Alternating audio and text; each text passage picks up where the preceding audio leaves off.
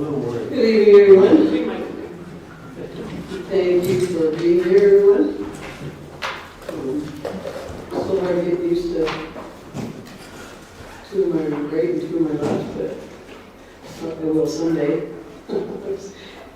And we have some directors and fire chief in them. We're not our planning development department and our fire chiefs here, so I will call the meeting, the regular council meeting of April 8th, 2025 to order at 6 o'clock.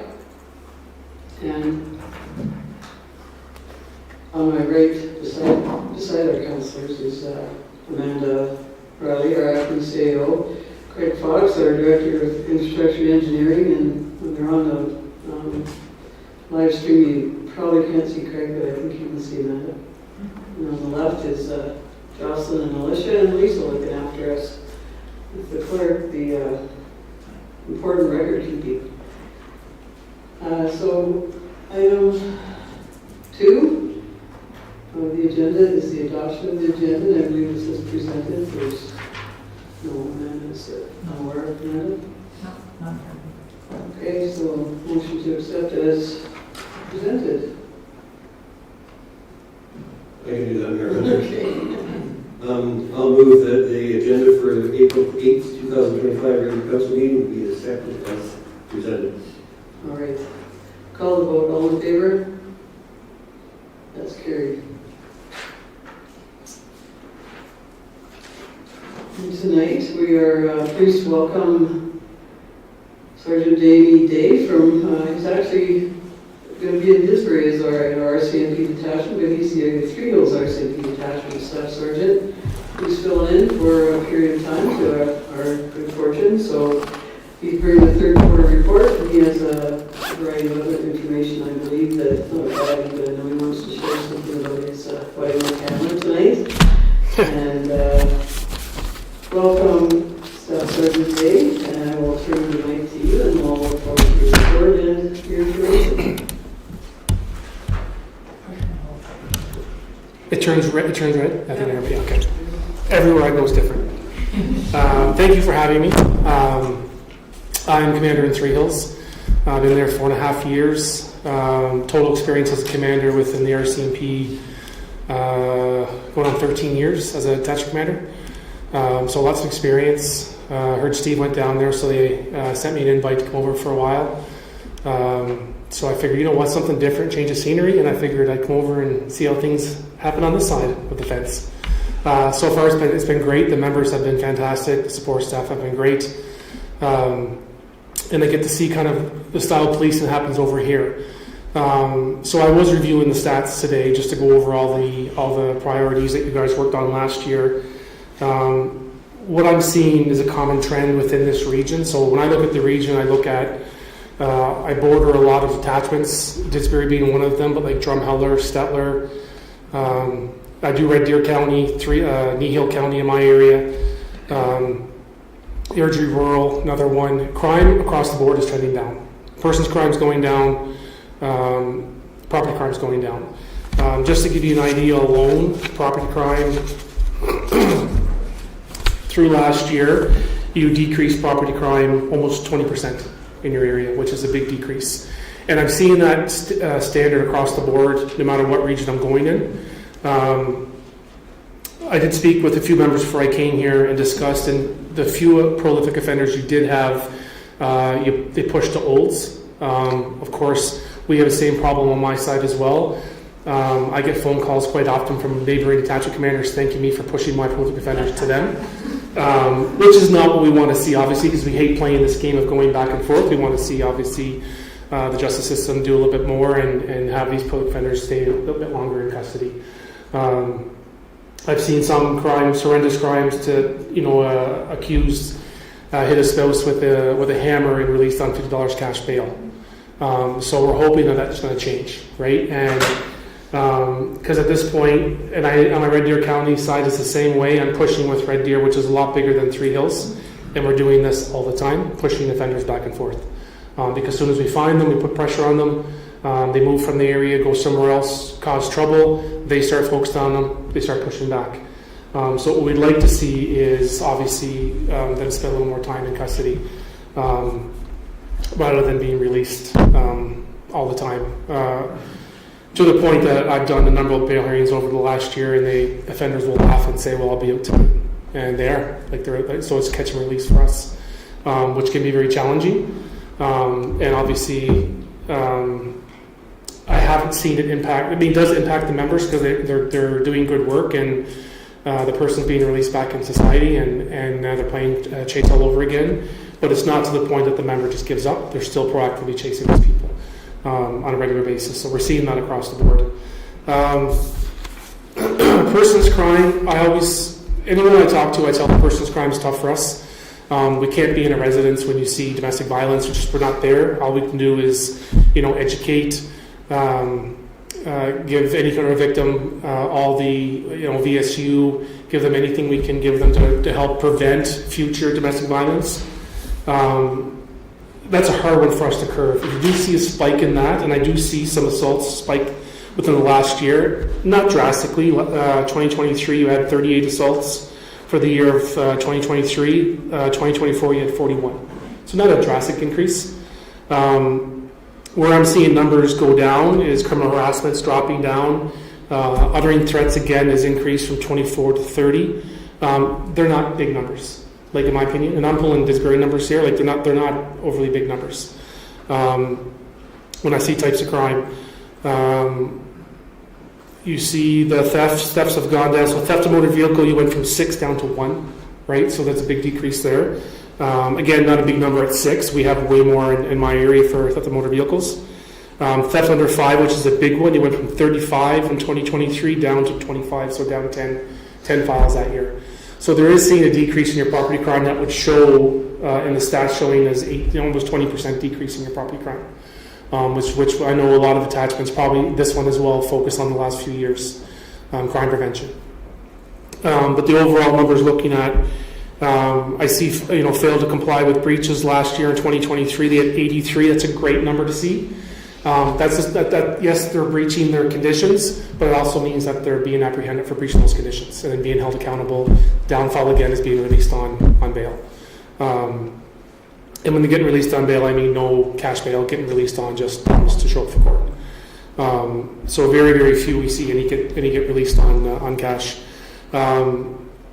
3 things that I'm big on that I would like to see, like for your community, that I've done this, I said, for 13 years, and crime prevention's on there every year. Crime prevention can be a number of things as traffic enforcement, like road safety. It can be obviously a crime reduction that comes to copper wire thefts, which I don't think you have a lot of in this area. And that's just educating the public. I'm very big on community engagement, going to community events, doing walks downtown, meeting with people who own business in your community, speaking with them about crime prevention through environmental design.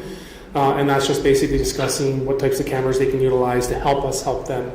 Because I can tell you, it's incredible when we have an incident happen and someone says, here's a picture of the person that broke into my business. We have so many resources to take that image and enhance it and then distribute it within our policing world. And I can't tell you how many times it's come back to me, yeah, I know who that person is. We deal with them in Calgary all the time, or we deal with them in Edmonton all the time. I'd say the most of your crimes that you're happening in your community is not people that live here. I'm not saying you don't have problem people that live here. We all have problem people in places that we live. But I'm going to say the majority of your crime is people coming through. You're in an area where you're close to Olds, you're close to Airdrie, Calgary, those places. So a lot of your crime, I'm going to say, is majority people traveling through the community. Same thing we get in Three Hills as well, too. So it's quite common when you're living rural. You just live closer to major centers. For example, me in Three Hills, Delburn is my most northern community. It's 25 minutes from Red Deer. We get a lot of people from Red Deer coming through. Delburn's a great community. If you know anybody in Delburn that's on council, they'll probably tell you that they're the problem community in my policing world, but because they're so close to a major city, we have a lot of impact from people from Red Deer coming through. And we obviously curve that as well, obviously by proactive policing. So coming down to the overall stats, I think your stats are good. Everything's trending down. Looking at quarter 1, quarter 2, quarter 3, and now into quarter 4, across the board, property crime going down. Person crime has a little bit of a blip in your person's crime, but again, that's a hard one for us because I can go online and do I'd like to meet anybody involved with domestic violence, please come see me. Nobody's going to show up. They don't want to be identified as a person with domestic violence. They're just not going to show up. In Three Hills, I have a detachment Facebook page that's been very successful. I created it about 2 years ago. Had to go through this intense RCMP training to be able to get this Facebook page. And for a small detachment, it's done wonders for us getting information out to the public, such as fraud prevention, that kind of stuff. Fraud, I do see, I don't know if it's overly high on your, you're down 41 to 31. But I like getting into senior lodges and have fraud presentations. So the big three for me: community policing, road safety, crime prevention. Those are always been my top three, and those are the 3 areas that we always seem to have problems in. Because then road safety, you have impaired driving, right? Which we just for some reason we can't seem to curb that. We were hoping that going provincial would help curb it because they're being hit now with their pocketbook more so than the criminal side. And we're hoping to see that kind of trend down, but for whatever reason, it's been around forever, and it's just one of those things that's hard to get away from. So no matter where I go, we see impaired driving on the radar all the time. So that's being more check stops in your area, more proactive patrols at night from the bars, that kind of stuff, to trend that down. Visibility is very important to me because I do believe visibility will try to bring your crime down. Sorry, it's been a long day for me. So with those type of things, with that, if there's any questions you have for me, like I said, everything I can see in your stats is trending down. I think your community is doing very well. I think the policing here is going very, very well, just by looking at the overall stats. And if I can look and say you had 41 assaults last year, that's not a big number for assaults. The other thing I'll talk on is mental health. Your detachment, like most attachments, we've seen a massive increase in mental health over the last couple of years. You have an RPAC team that the members here can utilize. I believe they're posted in Cochrane.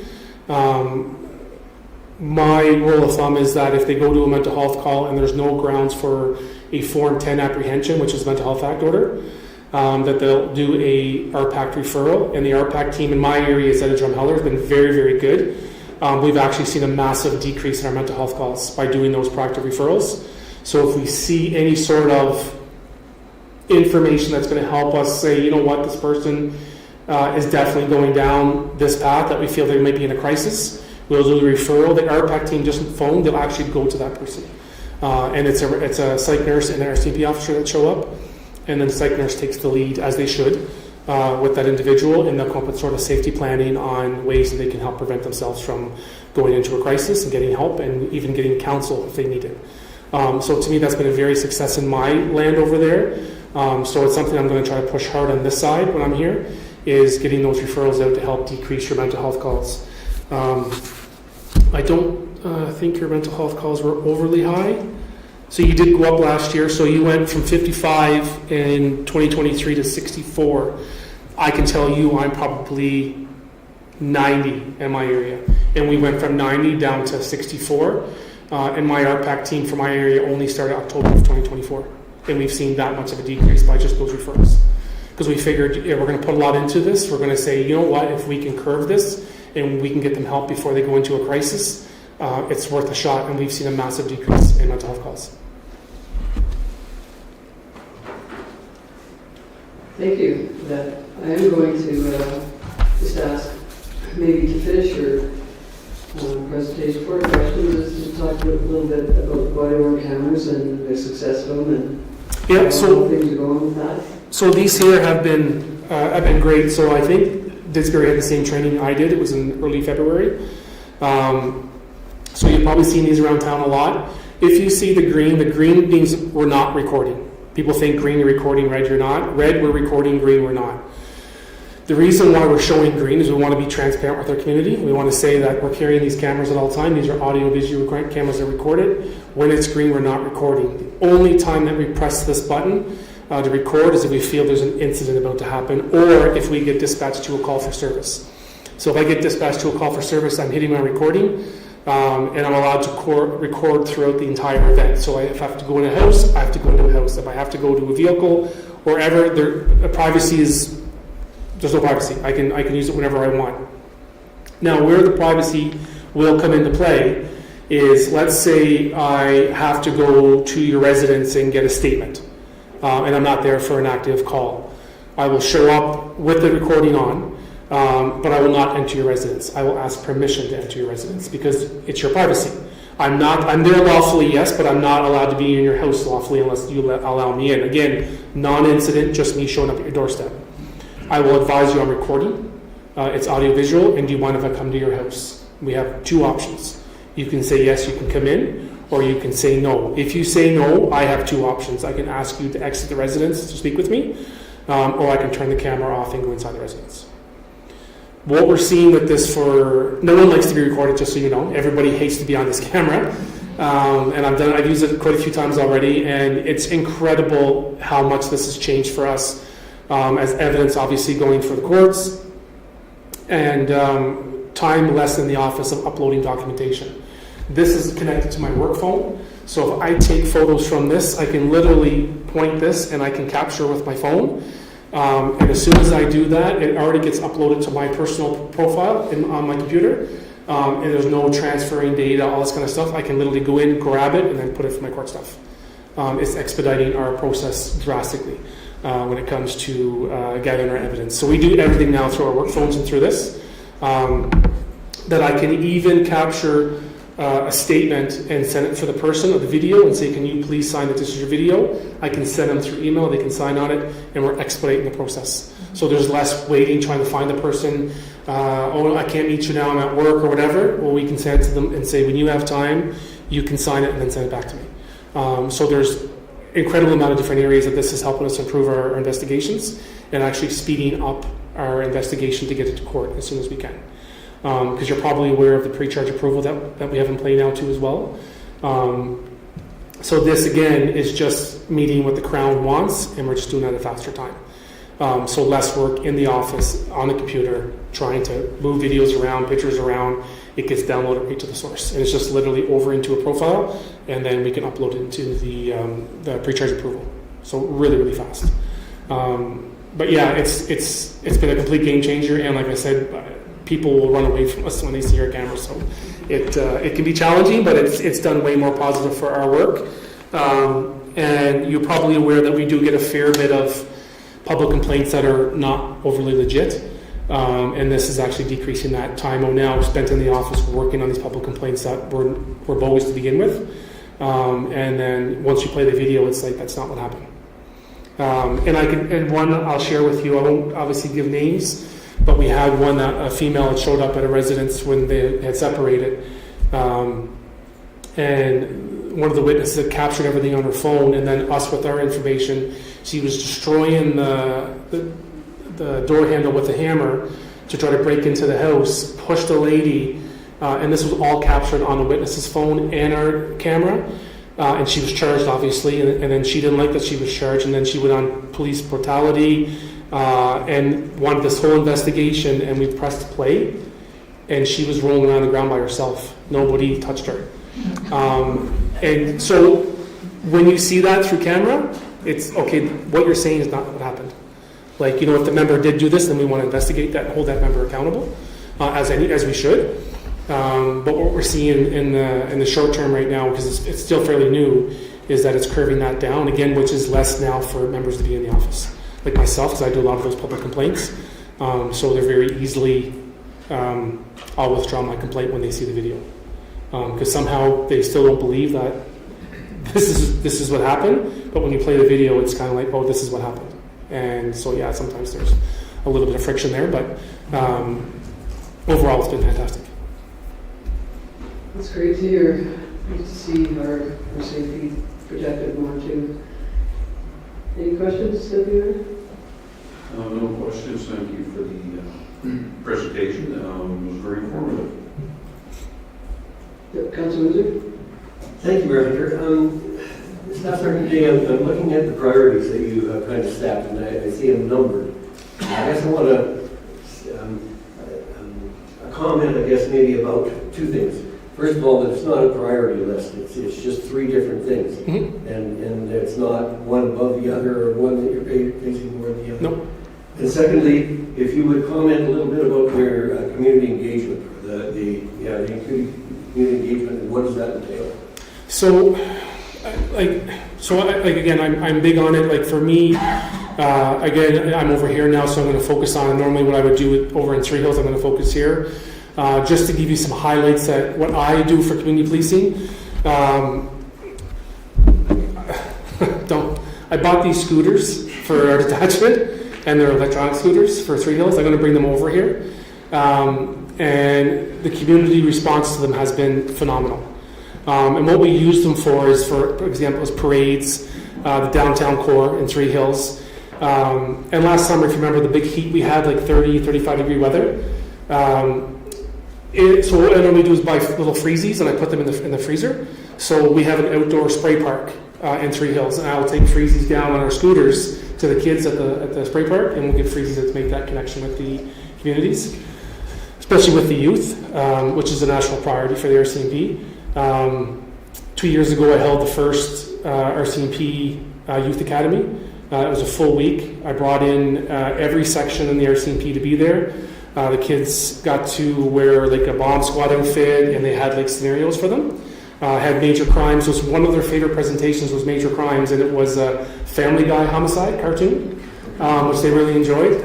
But we did drill class. So it was a full week. I think I had 13 kids, and then by year 2, it was so popular, I had kids from Manitoba call us and want to come to our academy.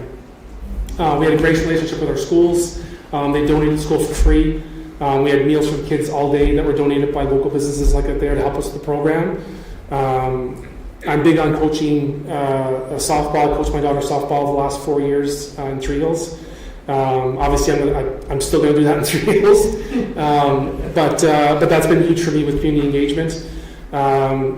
We had a really bad structure fire in Santerre Meat Plant in Trochu, and I organized a softball game for fire department versus RCMP, and I think we only did it within 2 weeks, and we raised $3,000 for funding for people who lost their jobs and stuff. So I'm very, very engaged when it comes to that. I dressed up as the Grinch one Christmas and went around town. I stole 2 Christmas trees that year. One at the library. The kids had a little function. Scared the kids. They were crying. It was bad. And then I went to the senior lodge and I stole their Christmas tree. But the police officer showed up and arrested me for stealing the Christmas tree. And so stuff like that. Like to me, it's yes, we're busy. Like we're busy too as a detachment, but you can always find time to connect with the community. So I'm always looking for ideas. I'm always looking for ways to find ways to integrate within my communities. And the community in Trochu that lost their work was the Filipino group. And if you don't think that I made my way into that community by that baseball game, that was my link into that community. And that I can't even be in Cross Iron Mills, and if they see me, they're hollering at me. So I've really got into that community by doing that. And it was, and they don't like to take things from people. So it was a struggle to say we want to help your community. And that they actually hosted a big event in the fall last year, and they invited me along with a lot of other people, and they actually did up a certificate of appreciation for us from their community to say thank you for and we never expect that. We wanted to help, right? And the food was amazing. So stuff like that is you'll see from me. Foot patrols in your community, downtown core, speaking with people in the community. I'm certainly going to try to implement some things here that members can take part of that and then engage. A cop card, I'll give you an example. I did these as well for kids. I'll just pass it around. It was a cop card for every member because I want everyone to know the members of my detachment. And I think it's important that they can put a face to a name, not just that, oh, that's the guy who drives that truck all the time. So on the front of the card, there's who we are. On the back, there's a little bit of information of detachments we've been to. So I did that probably maybe 2 or 3 years ago, that card. And it's been a huge hit. So again, when we go down to the pool, we'll give kids cards and a freezie and that kind of stuff. And so we have like stacks of them. So we give them out all the time. Parades, that kind of stuff. Candy, cards. And the seniors actually really like those cards for some reason. So we get a lot of seniors that come to the office looking for those cards. But it's been a big hit. So stuff like that, you're going to see from me try to implement and really bring your community together with your policing, because I think it should be hand in hand. And I think your police officer should be part of your community. I think it's so important. Thank you. You know. Appreciate that. Thanks for that. Councillor Moore, any questions? No questions, welcome. Thank you. Sergeant Lee. Mr. President? Oh, we can drop it. Well, thank you, Mayor. First of all, welcome to Mr. Berry. The presentation was awesome. I liked it. A couple of questions for you. What do you attribute to, first of all, I don't like this catch and release stuff. That's something you can't control, but we should be dealing with the legal profession that are smart up on that aspect of things. Make your job easier and us safer. What do you attribute to the downturn in crime, 20% drop? The last fellow was here said, when he talked to the criminals, they said to their fellow criminals, don't go to Didsbury because they'll catch you. Yep. I think that's maybe the attitude. Yeah, so it is. So when you see, I'll give you an example. For example, we end up charging a prolific offender in Three Hills, and if they know you're willing to put the work in, they're going to go find somewhere else that's not going to put the work in. So we were able to put a lot of work into a file. We have a lot of lease sites that we have issue copper wire, that kind of stuff, and we had a prolific offender who we believed that was in the area causing a lot of these issues. So we got lucky, and they left a cigarette butt behind. So we actually seized the cigarette butt and we extracted DNA from it and matched to our prolific offender who put him at the crime scene. And we actually held him accountable for that, did up the court package, and convicted him of the break and enter without even having to find him there, just by using DNA evidence. And when they see that you're willing to do that type of work, to them it's not worth it. They're going to go find somewhere else to play, basically. Something simple as we had the same individual with another individual in our community broke into a shed, and they were stealing stuff out of the shed, and they were taking this 4-wheeler, but inside the shed there was a trail cam that was active, and it was streaming, so they were being recorded. But they stole that too, which was great for us. So again, putting the work in, going through each item in the vehicle when we found it, and then we saw this trail cam, and we're like, I wonder if this is in here. And we watching them literally talking to each other, moving the stuff out of the shed on this trail cam. So just that we're willing to put the work in is going to push those offenders away. They're going to see that, and I think they do the same here. They're just putting the work in, and you're seeing more and more now. Like I reclassified one of my constable positions in Three Hills to a crime prevention officer, and that's all that they focus on is crime prevention. Got them an unmarked vehicle and said, patrol, get out there, I want you, bait items, like vehicles, you name every kind of bait item you can think of, even things that you would see that you would think that there's no way this is a bait item, we utilized it, and we're catching them because there's a tracker on it, and when they steal the bait item, we can follow them right to the residence. So being proactive like that, definitely a big help. A couple of quick things. You mentioned when you go to a home and the person declines to leave the home, what is your response? So with the camera? But you go to the home, you say, can I come in? They say no, and you invite them out. Yeah, so we have two options. We can invite them out to talk to us. If they say no, If they say no, then we can turn our camera off and then go into the house. okay. And it's just a privacy thing. Some people just don't want their house being recorded. Understand. And so even an innocent bystander who's just a witness, we would still ask them, hey, we are recording. Do you mind if we come into your house? They could say yes, but I don't want recording on, which is their right. Then we would say, okay, well, can you come outside and talk to me? Or I can turn it off and then enter your house, just so they can maintain their privacy. Thank you. And the last thing would be, you talked about, I really like the idea of what you do with the young people. And I've always considered that it's a possibility to put a potential bicycle awareness programming at the elementary schools, because children They don't walk their bikes across the crosswalk. Yep. They don't signal properly like we would learn how to do that. Yep. They don't have lights on their bikes at night. There's all kinds of things that, and I think a program like that would be really helpful here. Absolutely. Now, I'll check, but I know in Three Hills we have bike rodeos, that we do that at schools. You don't have bike rodeos here? You do have bike rodeos here? Not in the school. Oh, okay. So in my areas, so I have 1, 2, 3, 4, because I'm provincially detachment. 1, 2, 3, 4, 6, 8, 7 schools throughout my whole area.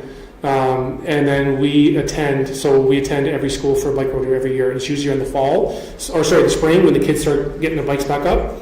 And then we actually partner with Cal Cycle, who's in Linden, who actually offers a free service and comes out and tunes up their bicycles as they do we have like obstacle course that they bike around, and then Cal Cycle will actually retune their bikes for them, and then we'll send them through a obstacle course, and that's where we teach them the signs, 4-way stop signs, how to get off the bike, walk your bike across the crosswalk, those things. But I can definitely get a hold of the school and find out if that's something they're interested in. And just information, I remember as a kid growing up, we would take our bike to the fire hall. They would record the serial number of the bike. Mm-hmm. The fire department got involved. Of course, even if you drop a chain off your bike, fire department are right there to help you. That's how they are.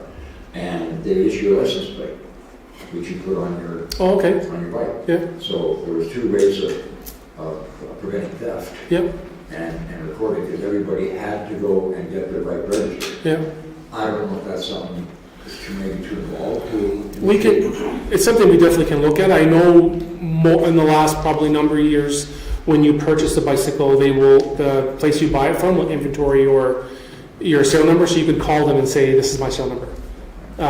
That's only been around for maybe 5-7 years, maybe, give or take. Right, I'm just thinking it creates more of a relationship between people of authority, like fire department, police. Oh, 100%. They make that Yeah. connection. Your community peace officers, like anybody like that, can be involved. Thank you. Not to throw more on your plate, but just We actually had a rodeo spring break, so. I'm learning who's who here, so I knew we had kind of part of that. So Well, thank you for your presentation tonight, both for the information, the third quarter report, for your recommendation on our priorities. Fraud certainly got my attention in that, going in, I just got a call today that I pressed 1, then I hung up the phone. But it was just that easy. And how often can fraud workshops be done, or often, how many people can realistically be reached, and that's not just on the RCMP or municipal enforcement or banks or schools or whatever, but you say you go into the lodges and do that, and that's the thing, is just being out there, being engaged with your community. That's the big thing, and that's where you're going to create the awareness. Being into the senior lodges, so if you don't make the effort, you're not going to make the impact. And I'm big on making the impact and showing up and being there. Like I said, I dressed up as Grinch and stole Christmas trees just to find a way to connect with my seniors, right? Because I want to connect with them. They're a vulnerable sector, right? So I want to make sure that I'm connecting with them, just to make sure that they know who I am, right? That I'm here to help at the end of the day. And I've fought with people and tell them, stop, because at the end of the day, we can't stop someone from giving their money away. It's their money at the end of the day. But I've argued with people saying that you're going to lose your money, and every year, right? And it's That's a Go ahead. You're done. Go ahead. Any chance you could steal our tree after New Year's? I can probably work something out. It's attached, it's got the roots in the ground though, so. Yeah, well, we're going to get that down. Well, thank you again for the day. I know, for turning the news on nowadays is always very discouraging, but it's great to hear our crime rates are going down, especially persons and property, and in a variety of other areas. And it's also encouraging and enlightening to hear about your community engagement and how you do that way. So we're looking forward to working with you for the next while. Mm-hmm. And again, thanks so much. And I'm sure as the quarter reports come in, you'll be visiting us and maybe before that in the meantime. Okay, well, thank you very All much. the best in Disbury, and Thank you. And I thank you for having me. I really appreciate being here tonight. Anything at all, they have my contact details, so anything at all if you hear something. And just a reminder, with the performance plan, it's a working document. So when you said about like the earlier, but we can always change things. So if we see something that, okay, this is on the rise over here, we can go in and move that document and say, okay, we're going to put this in here as well because we see this is trending high. So just because we say this is the 3 we're working on, but realize too, within those 3, there's a lot of categories. So we say crime prevention, there's a lot that fits into crime prevention, right? So we can capture all sorts of different data. So that you'll see 3, but realize it's a lot broader than 3. That makes sense. Okay. One more comment. okay. Thank you, Hunter. I think it's important that the RCMP and the municipal enforcement officers realize that I think we're seeing the presence of officers in the community a lot more lately. Mm-hmm. And I think that goes universally, and I think it's important that you be aware of that as well as our municipal enforcement officers as well. And my goal is We're seeing them a lot. that will continue. Like, so if you're going for a commute, just don't go to the highway. You're going to go through town and then, make your rounds and then go to the highway, depending where they're going. So you'll continue to see that. So, okay. Thank you again for having me. Yeah, thank you. I guess you're up. We have to- So we have a motion to accept the third quarter report. Deputy Mayor, you want to make that?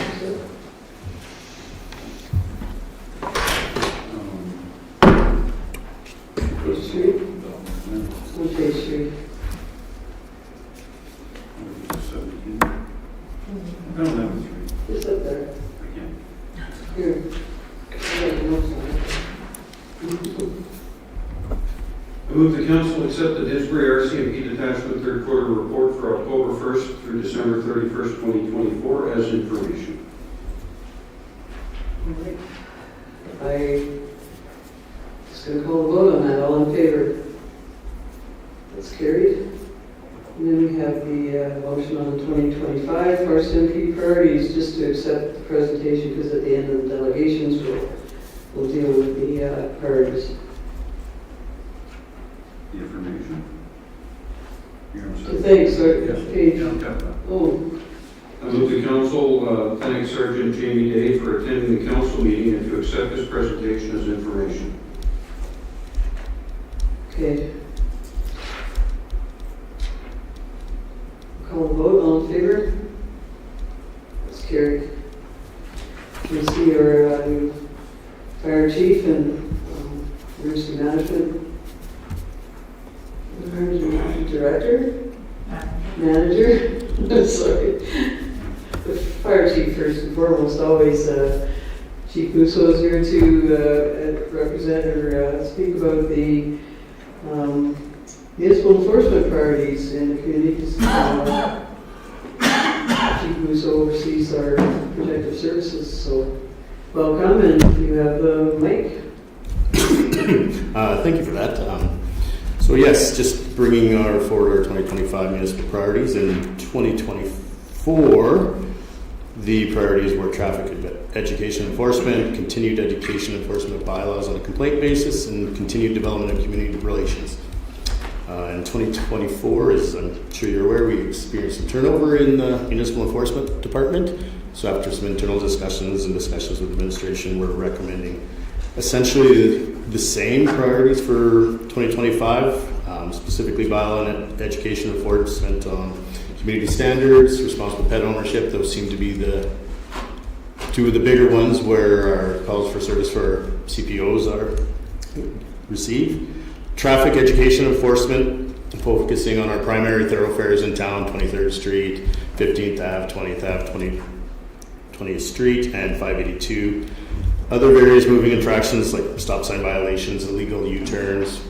Primarily we see those on Main Street, as I'm sure everyone is aware, as well as other various driving infractions that occur. And also to continue with our community engagement. Our CBOs in the last half of 2024 have embarked on a rigorous community engagement program within the town. They've been out introducing themselves to business owners, residents. They've been involved in the schools, helping with the hot lunch programs. They've done a bike rodeo during the recent school break in February. So just to continue with that good work, the foundation that was set, and just move forward from that. Thank you. Make it really difficult on his first presentation. So we're not trying to do that. So I'm just going to I'll start with Councillor Ward. If you have any questions or comments? Oh, good job. Good to see the smiling faces of the new guys and yours, of course. Thank you for the presentation. Councillor Bashir. Thank you, Mayor. I did speak when I said there was no bicycle rodeo. I didn't see any advertising that is happening, so I assumed that we didn't have the word assume, I'm aware of. So, thank you.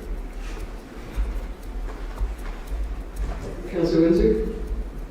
Thank you, Roger. I'm looking at the priorities that are set for 2025, and I think we've done enough education. I think that now it's time for enforcement. I think from a driving point of view that people got a license based on education that they supposedly got. I think we've done enough education. I think it's time for enforcement now.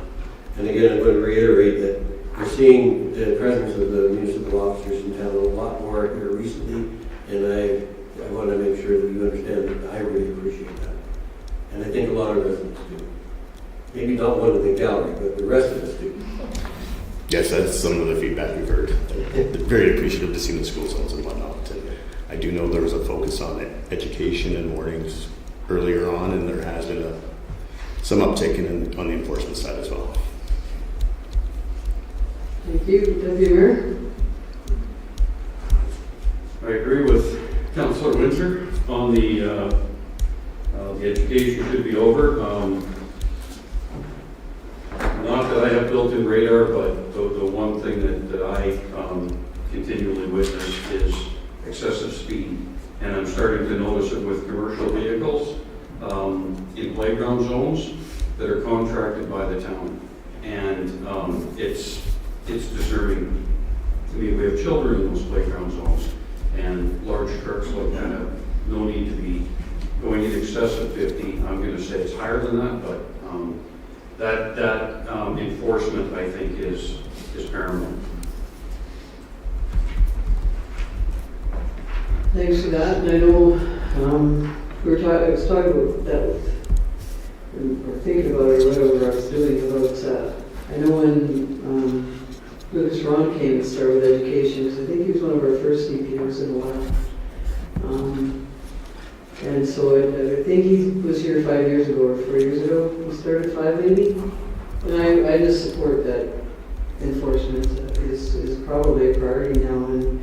And I'm sure you see what everybody else sees, and it's not like a secret to municipal enforcement or RCMP or anybody.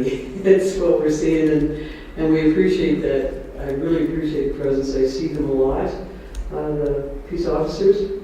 I'm very appreciated, and that's everywhere in town. Those high traffic areas certainly appreciate that those are identified, but it's probably everywhere. And I think it's municipal enforcement, and you, Chief Musso, are very aware of that. So what I do hear from the majority, I didn't hear from the side. That's not that it's not necessarily true, but education has been very effective.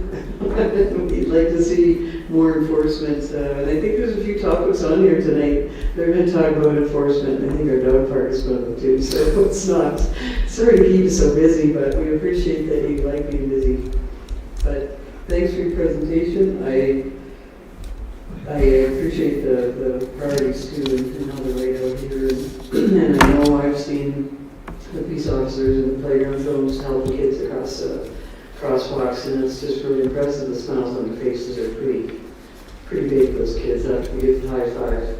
So thanks for your leadership. They're in a new position. Thank you. Anything else? Councilor Bowser? Well, I just want to thank Chief Minnesota. He's a couple of months in and hit the ground running, and it's obvious what he's doing to make things better here, and I appreciate you for doing that. So we got the right guy on the right job. That's what I think. Thanks for that. All right, thank you. I don't know if I should always call you Chief Musso or if I should call her, because, I mean, you're the emergency management as well, but it just is all encompassing, so I'm just gonna continue. Thanks. So a motion to thank Chief Curtis Musso for attending the council meeting. Who's Deputy Mayor? I move the council thank Chief Curtis Musso for attending the council meeting and to accept his presentation as information. Call the vote, all in favor? That's carried. And so now we're at business arising from delegations.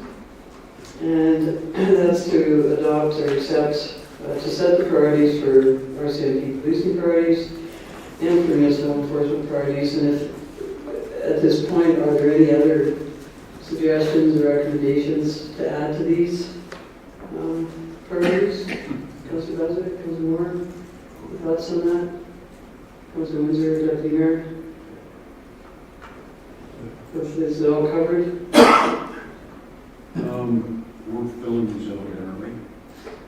Yeah, but we also get to add, if we, Yeah. if we think there's something, then people can certainly Okay. discuss it here before we make the, go ahead. So, the one that Staff Sergeant Day spoke about was traffic enforcement.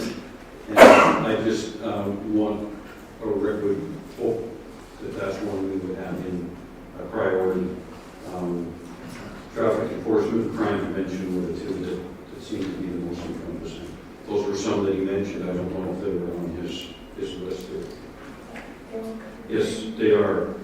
Yeah, he covered them. Yes, road safety, but not traffic enforcement, and he did touch on that. So Yeah. that's one that I would like to see.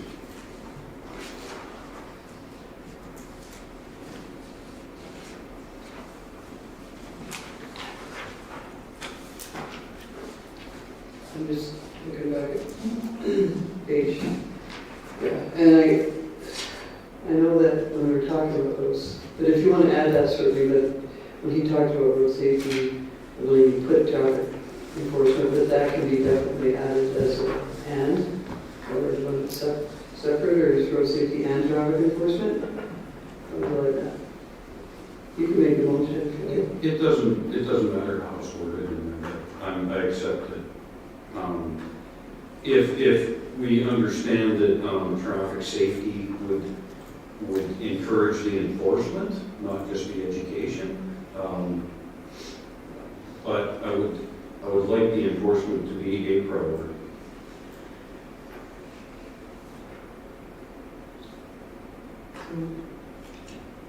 Go ahead and make that motion and just add that into road safety and traffic enforcement. Would that encompass it? Because when you're up there enforcement, like the RCMP don't necessarily have education, they talk about that in community engagement, but, you know, motions for municipal recommendations can drop education if you want, but that's up to, Okay, so I'll make the first motion. it. I move that council accept and approve the priorities on recommendations. Well, I guess not. I move that council set the 2025 RCMP policing priorities for the town of Didsbury RCMP detachment as follows: crime prevention, road safety and traffic enforcement, and community engagement.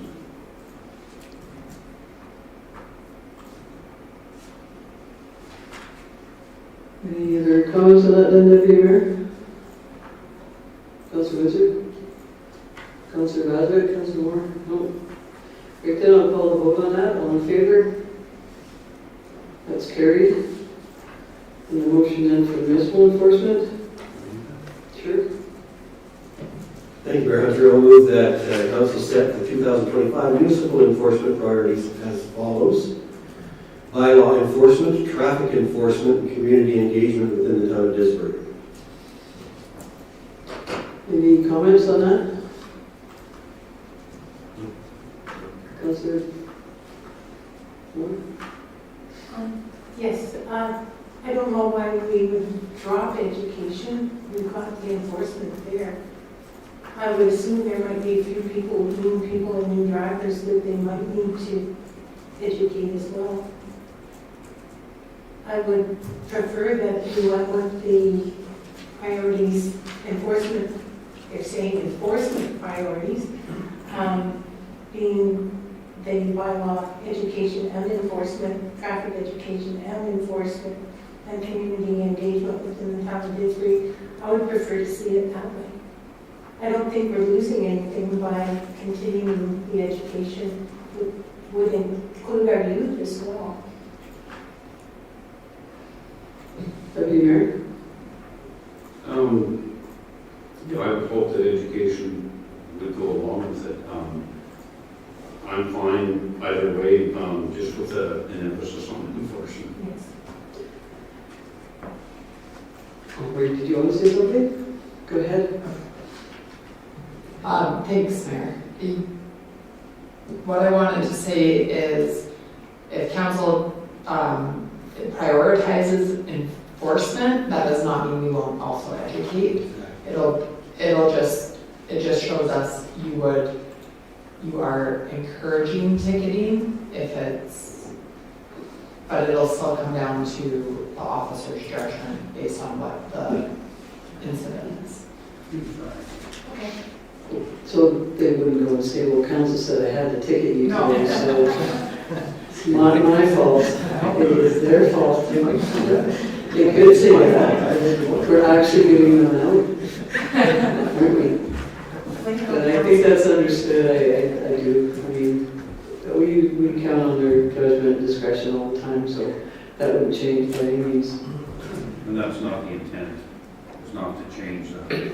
No, but I think enforcement has been, sounded loud and clear here tonight with things that, what do they call that always? It's that window of forgiveness is maybe tightening, or windows getting closed more, and leaning towards enforcement because of the safety issue, and that's what I worry about is safety. It's infractions that are unsafe certainly aren't nearly as serious as that are. So we have a motion that Councillor Windsor has made. Jocelyn, just read that back because we had a little discussion since then. Moved by Councilor Windsor to set the 2025 municipal enforcement priorities as follows: bylaw enforcement, traffic enforcement, community engagement within the town of Disbury. All right, call the vote. All in favor? That's carried. We have item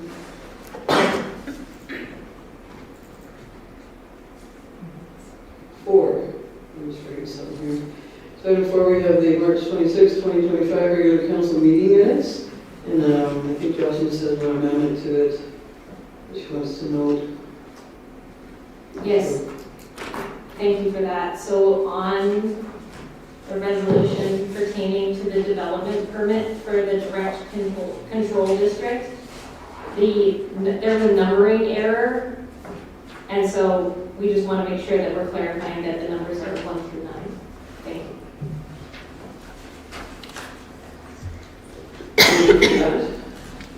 So we need a motion to accept the minutes as amended.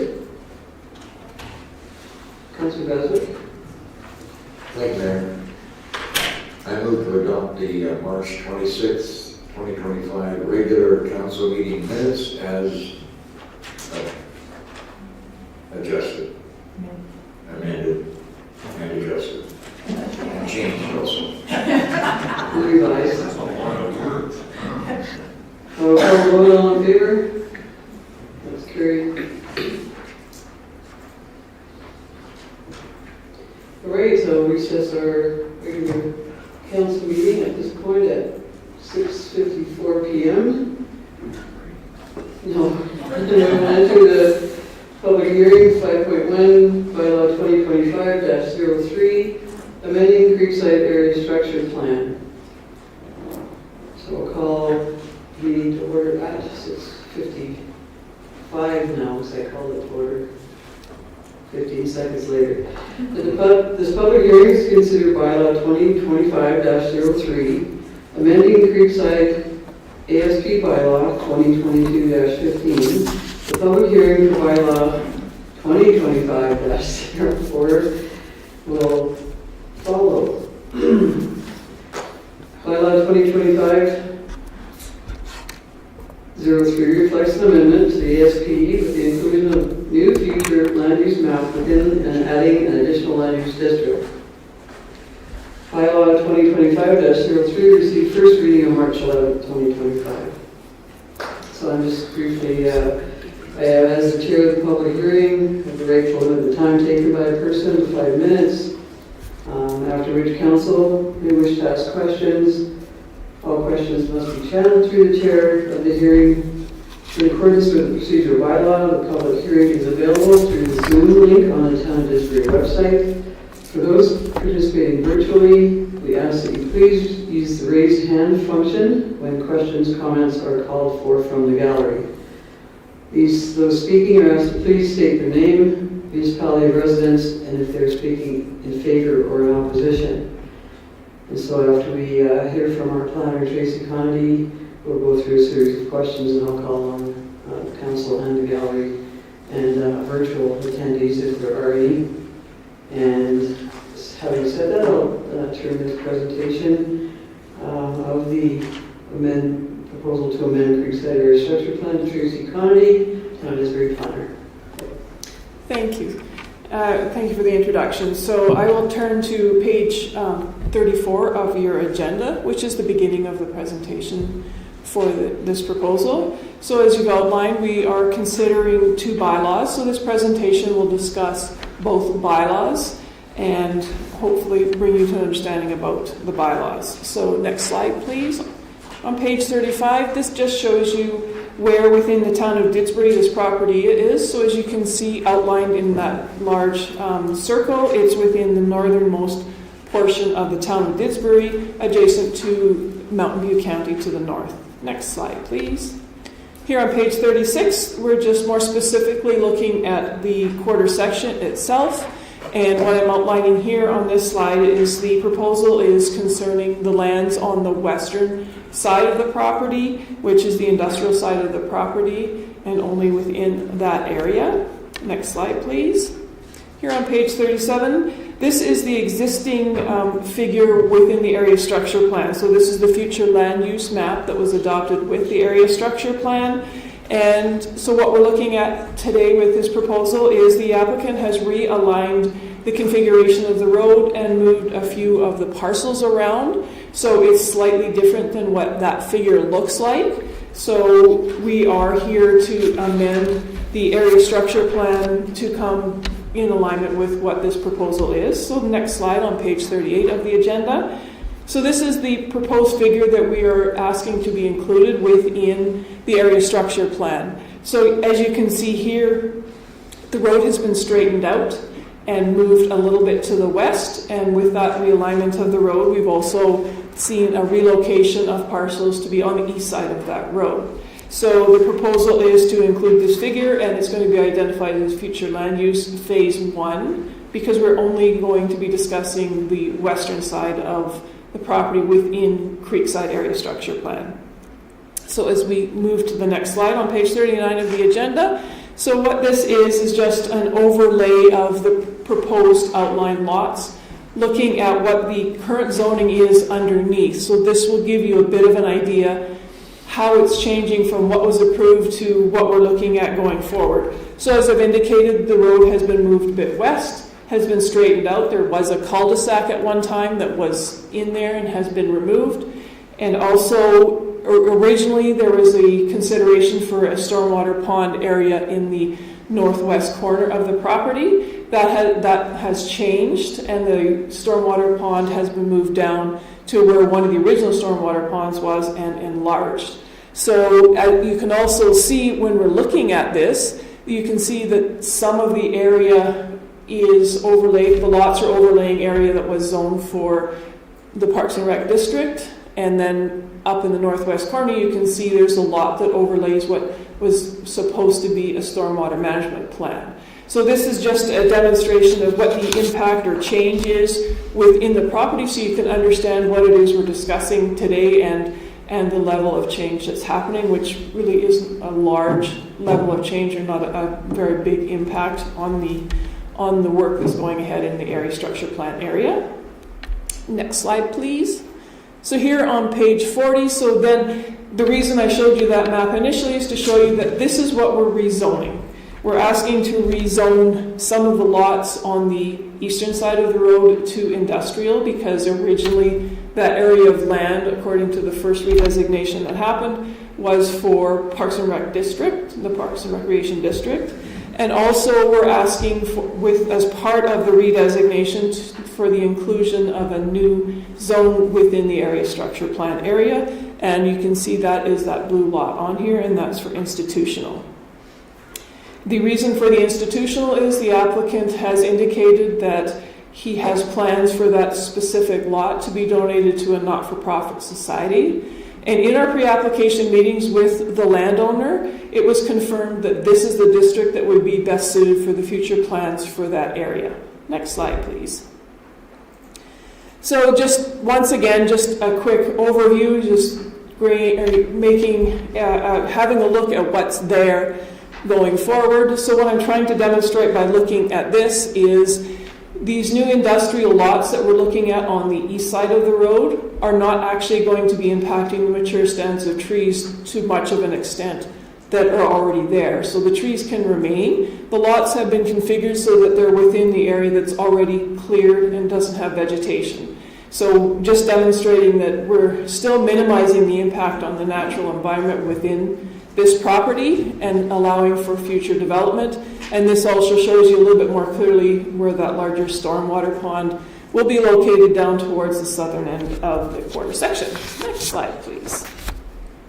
So as we move forward, as a review of the redesignation, it's in compliance with the economic development portion of our municipal development plan, because it's providing for a variety of types of development. Not only are we having this industrial development here, but as was previously redesignated, the residential development on the eastern side of the property.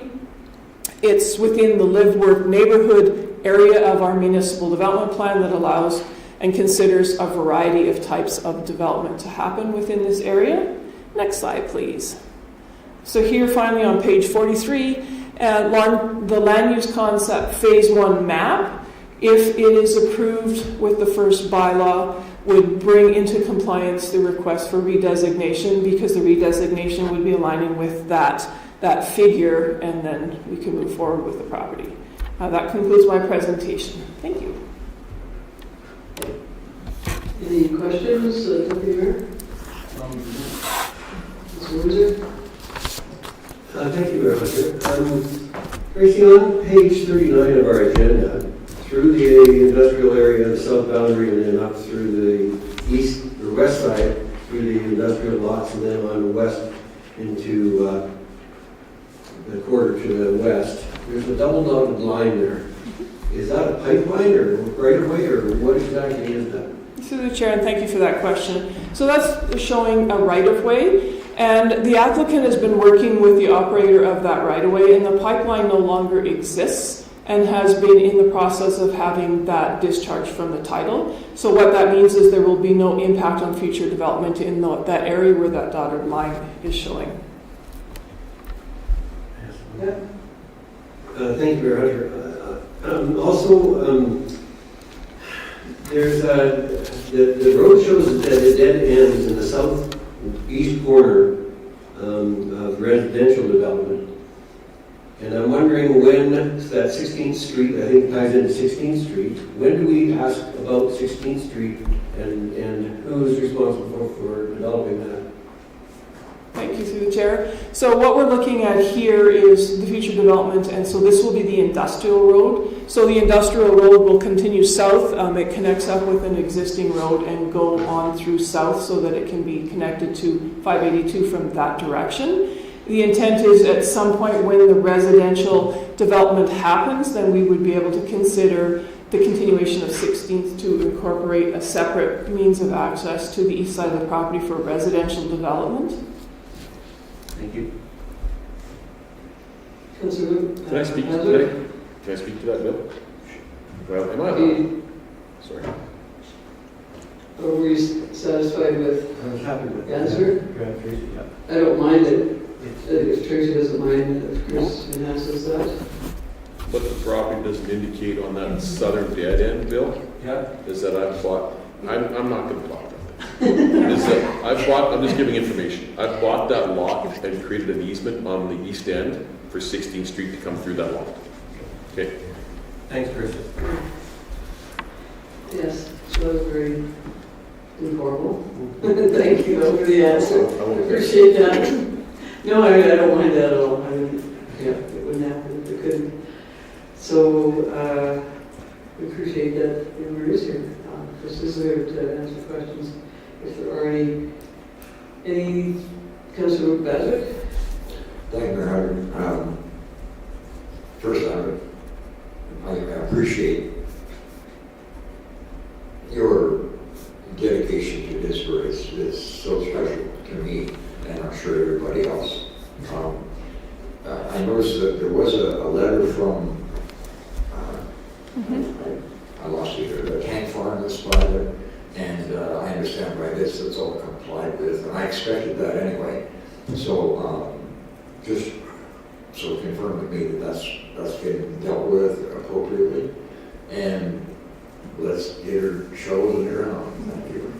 Thank you. Through the chair to address that, that was the a referral response from AltaGas.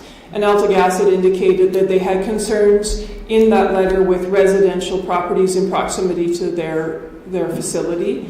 So I did actually respond directly to AltaGas and indicated and outlined that what we're looking at here with this proposal is the industrial development on this portion of the quarter section. And I also reminded him that the residential designation had already been approved through the public hearing process at an earlier time, and I outlined those times. So I just wanted to confirm with him that that's what we're looking at here is the industrial portion of this quarter section. I just wanted to bring that up so that anybody in the public would understand that we discussed that, and it's all done and ready to go. Thank you. Councillor Moore? Just excited about seeing this going ahead. Thank you. I would like you to go back to page 39. No, yeah. So the drawing there is of the new pond. There's those sketches, but up top there's some ponds as well. So those go away. Thank you, through the chair. Yes. So with the enlarged pond that you're seeing, so that long narrow circle, we'll call it, flat circle, that's the new larger storm pond to manage the stormwater management within this entire quarter section. So what that means is those two smaller ponds in the northwest corner are no longer required. So that's why we're rezoning that area to a different district to allow for development of a lot up there. And with that road change, I just interpreted that would be the largest of trucks that go into an industrial area like tankers and, I mean, maybe not tankers, but trucks of that size, semis. And so when that happened, the ease of access off, sort of, that's 23rd Street, but there's further on. Is that a difficult? Every angle has been captured there, so coming in from the south is just as easy to access as the north. My understanding, the research that the landowner has done prior to bringing this forward was, as I indicated, there was a small cul-de-sac and that was removed.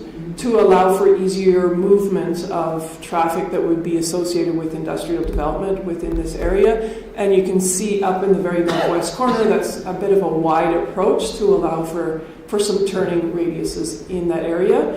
Moving forward, when it comes to the subdivision stage, those types of things will be reviewed as part of the engineering review and requirements for what that road will look like when it comes time to actually build it.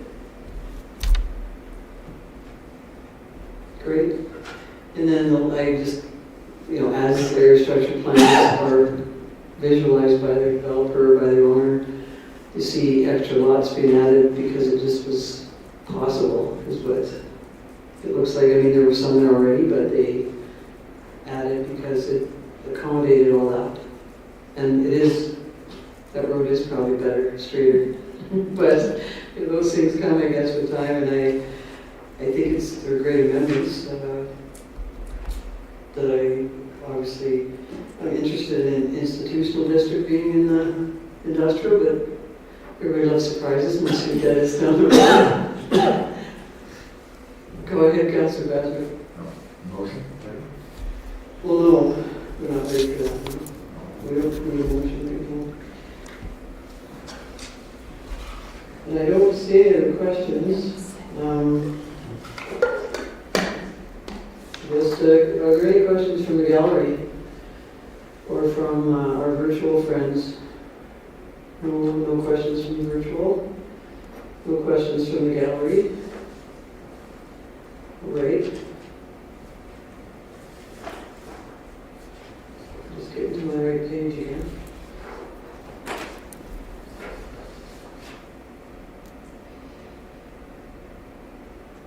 So having said that, now we have, so after no questions from the gallery and no questions from our virtual friends, because there might not be any virtual friends right now, any other comments from council? Deputy Mayor, any questions, comments?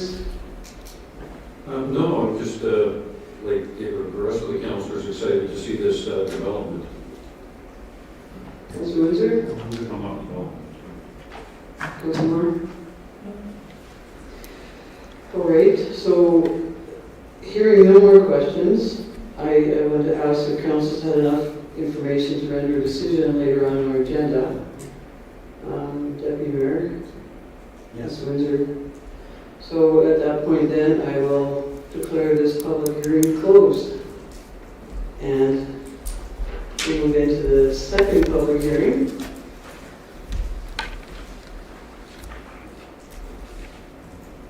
For bylaw 2025-04, Northwest 1931-15 redesignation. And I call this hearing to order at 7:12 p.m. This public hearing is to consider bylaw 2025-04, amending land use bylaw 2019-04 for Northwest 1931-15 redesignation. Bylaw 2025-04 is to update the land use bylaw 2019-04 to reflect the redesignation of the property to I-1 Industrial District. If I got you that right? There's a slash and a 1. I'm just hoping. Not right. General and Recreation Open Space District and IS Institutional District in line with the proposed amendments to the Creekside Area Structure Plan. Bylaw 2025-04 received first reading on March 11, 2025.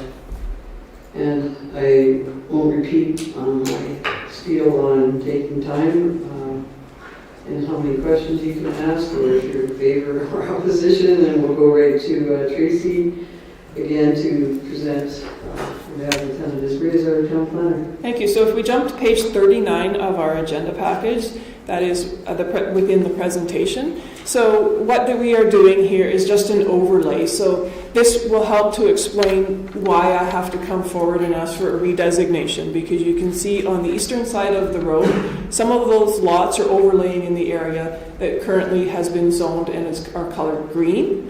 And then up in the northwest corner, there is an area that was zoned, and the underlying zoning is green, that would accommodate for the future, what at that time was going to be the future stormwater management pond. So in order for this property to go ahead and subdivide and then have future development for industrial in most of those cases, and then the institutional in one case. We needed to be able to rezone it so that the lots are lining up with the correct district. So we're just coming and asking for a redesignation of some of the properties from the recreational district and then into the industrial district general, and in one case institutional district. So what we're looking for is just some redesignation, just to realign, because things have been shifted and changed slightly. So we're just making sure that what lines up with the future lots for subdivision have the correct zoning. Thank you for that. Any questions? Well, just a minute here. I missed a step, so I'm going to give Mr. Overwater extra time to speak about this if he would like to. I'm going to let you capture both of the hearings in one presentation. If I know you took the time to be here, we really appreciate that. So anything you'd like to add to this, Chris? Yeah, so basically, to touch on those, the reason why the northwestern pond got removed is because it's the highest point of the property. So nothing's going to drain there anyway. And I don't know what Associate Engineering was thinking of that, and I never captured. When we started doing grades this summer to put the store pond in, it's come around talking. It's just for the people who are watching, they can't hear you. Appreciate that. Yeah, so that was the reason for removing that stormwater pond in the first place. And then the properties on top that you see in the municipal, the green areas, those again are not vegetated. There's no trees there. We're just taking advantage of the natural property that's there while still maintaining an abundance of MR that far exceeds the requirement for the development area that we have to give up in the property zone.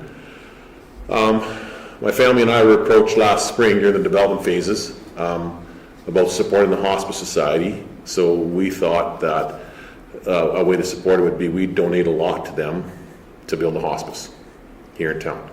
The county doesn't have a designated hospice, and I'm going to die one day, so I'd like to be close to my family when I do.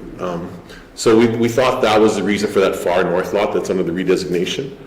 The movement of the stormwater pond aligned more with what we have to do down below in the future development of residential, because we have to connect that pond to the future pond for the residential stormwater and then tie that in. So it was easier to make the outfall for the overflow of the pond from there down to the second pond below the hill to tie into the stormwater than have multiple ponds connected through the site.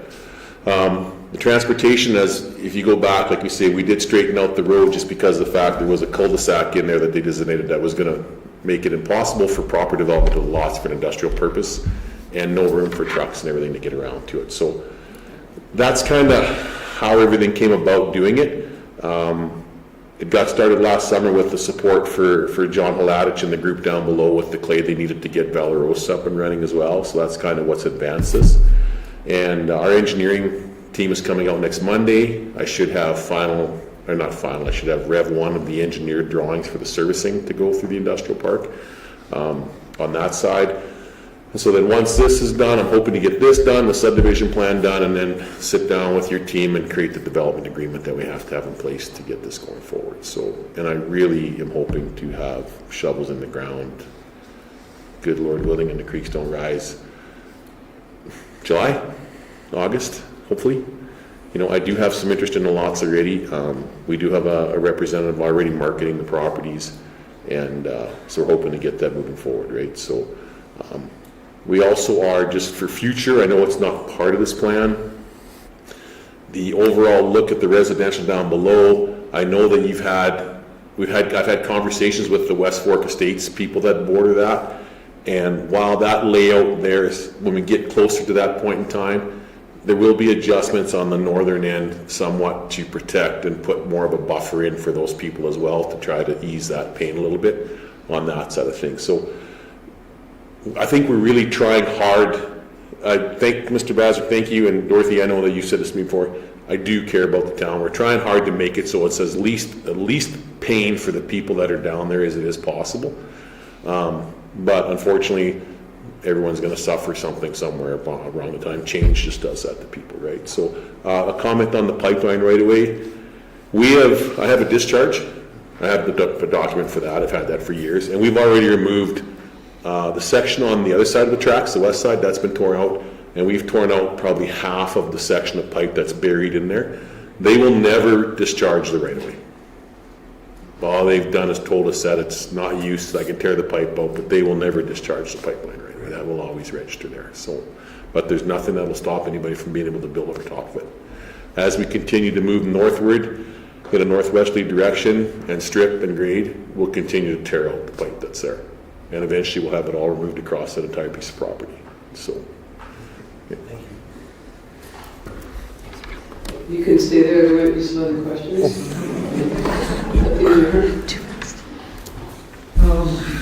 No.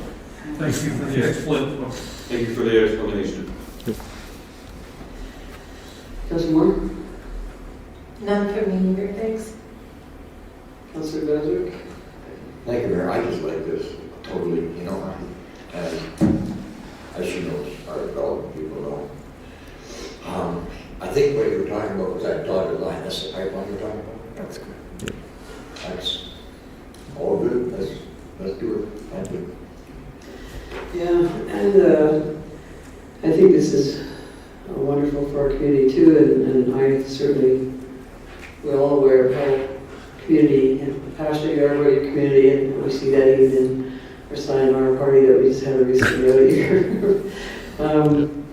But I always have to apologize to somebody every meeting, so tonight it was you, that I apologize that I missed that step to get you up to the table, but if you have anything else to say, take the opportunity now. The table is yours, the floor is yours. We appreciate all the comments and information you provided while you were at the table. I thought you just recognized that I like to talk too much and you just want to give me the microphone. No, I think the comment I'd like to make though overall is we haven't always agreed, like Tracy and I and Leanne have been great. We haven't always agreed on things, but the process that the town has in place and the people that are working there have made it very comfortable to work through this process, right? It's wonderful to see Craig back at the table. That's been really beneficial to have as well. And and so like I know that win-win is a difficult thing to accomplish. But, so far I think we've achieved a win-win for everybody that's involved. The current residents down below the hill, the town, and myself as a potential developer as well. And then also with the support through the town, we were able to enable Bella Rosa to move ahead further too, right? So it was kind of like, I would say it was a community engagement to get the Bella Rosa project up and running and helped us along the way too. So, no, that's the only comments I got. So I don't expect that we're going to get along every day, but it's been a pretty good process to work through thus far. So I'm sure you teach each other something every time you talk too, so that's important. And Tracy and Leanne are extremely patient with me. that's nice to hear. So, thanks for those great comments about the team.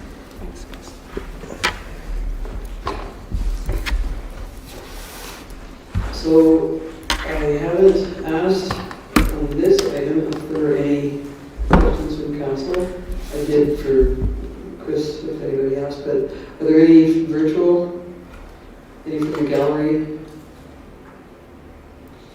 And I'll give the last call to council. So ask then, if there are no more questions, is everybody comfortable saying you have enough information to render a decision when we get to that item on the agenda? All right, so then I'll declare this public hearing closed at 7:23 p.m. And we will move back into our regular council meeting.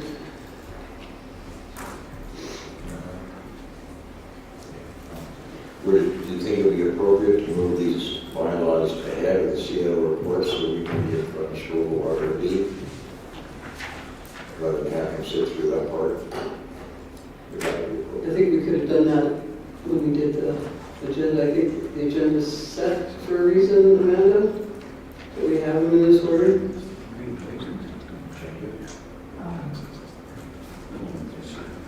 Yeah. I'd rather keep the order just because we didn't change it before that. I know Chris being the community guys would love to hear the CA report and all comments about it. So let's carry on and get to the CO report, item 6. And Amanda, do you have anything to add? Thank you, Mayor. I would just like to add a quick update about the Valorosa Development Project from our director, Craig Fox. Okay. You want to start with that? Sure. Thank you. Yeah, so I just wanted to bring attention to council that Valorosa, the final phases of Valorosa have signed the development agreement for the first half of the final phase, so part A. And so they'll be beginning construction later this week, if not early next week, as materials and stuff get ordered. So start seeing pipe going in the ground and more activity happening to finish up those phases and get the lots up for sale. Thank you for that. Other questions on that? Who is will deal with them first if there are. Deputy? No questions. I was down there looking at all the work that's been done, and it really is impressive. I think that's going to be a very nice addition to the end of Valorosa there. Councilor Windsor? I have no question. Councilor Moore? I agree, it's amazing. I've watched a lot of the work down there, and it's fascinating, and they've moved so much around. It's incredible what they've done already. Councilor Bazard? Again, another credit to our planning department and the developer for having the faith in Didsbury to do this. It's a big project, much like Mr. Overwater's, and we really welcome that. We need that desperately. So, yeah, I'm looking forward to that starting. I know walking down there, it's just a whole new landscape. And the signs are up. I know I've seen that there's some for sale signs over on the left, and there's even the drawing of the development or the phase is really, I really like that, keeping the public informed too. I think that's a great opportunity for them to understand. And I mean, the people walk down there know that, and maybe more will start coming to look at it because what a change, it is such a change. But yeah, I really like the promotion. You know, there are for sale signs down there along on the highway, and the subdivision drawing is up, and it's really impressive. So thanks for that update, Craig. That's very good news, exciting. And I'm just going to start with questions about the CO report, if there are any.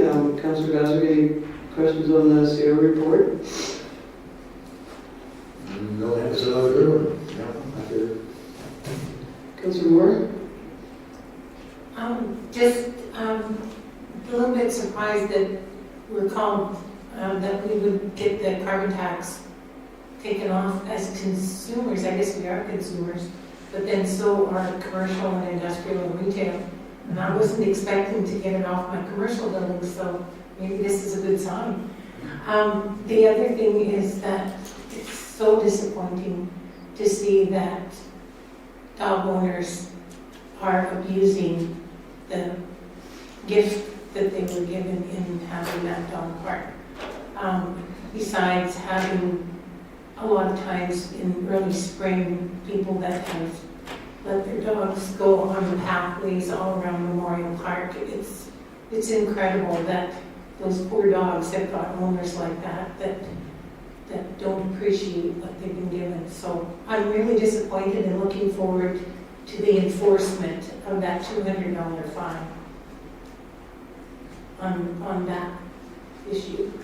But great job on all the things. Thank you for cleaning it up, and so good about the fire services training grant. And once again, the economic developers, I'm expecting that we're going to probably be noticed again during that convention. Thank you. Great. Deputy Mayor? No questions. It was answered, and yes, good layout and good information. It leaves me with no questions. Councilor Windsor? Thank you, Mayor. I have a number of questions. And so I guess I'll start at the top and we'll work our way down. The dog park, The dog park was originally supposed to be just a temporary park, and I don't think it's appropriate for our staff to be having to clean that up. I think that I certainly wouldn't go myself and clean up somebody else's dogs or feces, and I wouldn't expect our staff to do that either. So I would hope that we would put into place some kind of monitoring system, and I'm not sure exactly what that would be, but if I would like to see a report back to council, maybe, I'm not sure it's necessary for every meeting, but certainly monthly for the next little while, to see if this is continued, the use is continuing, and if it is, that council would consider something other than what we have right now, and essentially consider closing the park if it's going to be continued to be abused. And so I'm not sure there's a question in that, but that's I don't know that I have a question about it. I just am concerned about our staff having to clean up that. And I think it's demoralizing. Next one is the campground. I know that we made the CBC news here recently. I would like an update as to what exactly occurred there, because I think it must have been an issue of communication. There has been structures on the highway right of way from outside the campground, and I'm not sure why that was allowed. I think that there were probably units that were stored down there. I don't know if we were compensated appropriately for taking up the space there over the winter. And I just have a series of questions about that that I think might be of interest to know what is going on down there. Is that a question? There's a few questions. Yes. Okay.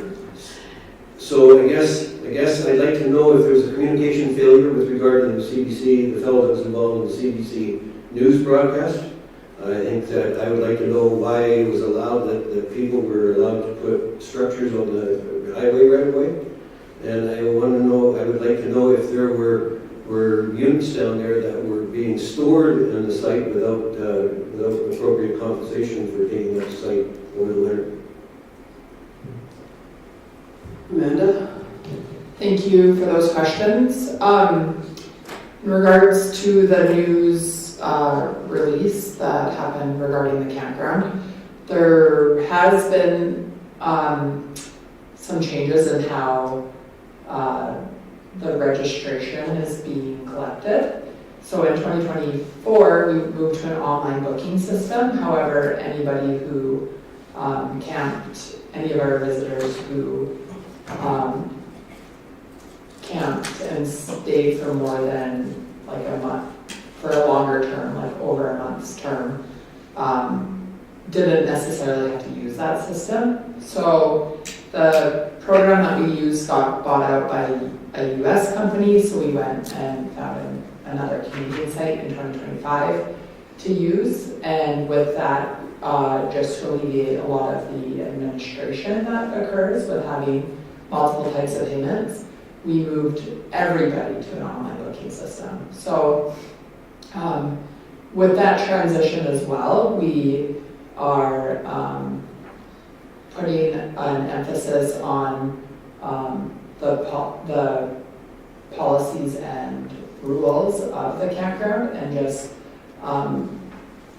being a lot more stringent on those rules that are in place.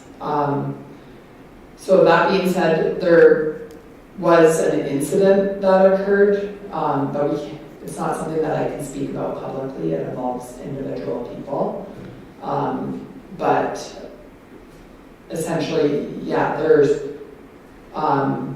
the statement that we had put out, only part of it was used by the press. And so there is more information regarding that incident. However, we cannot speak about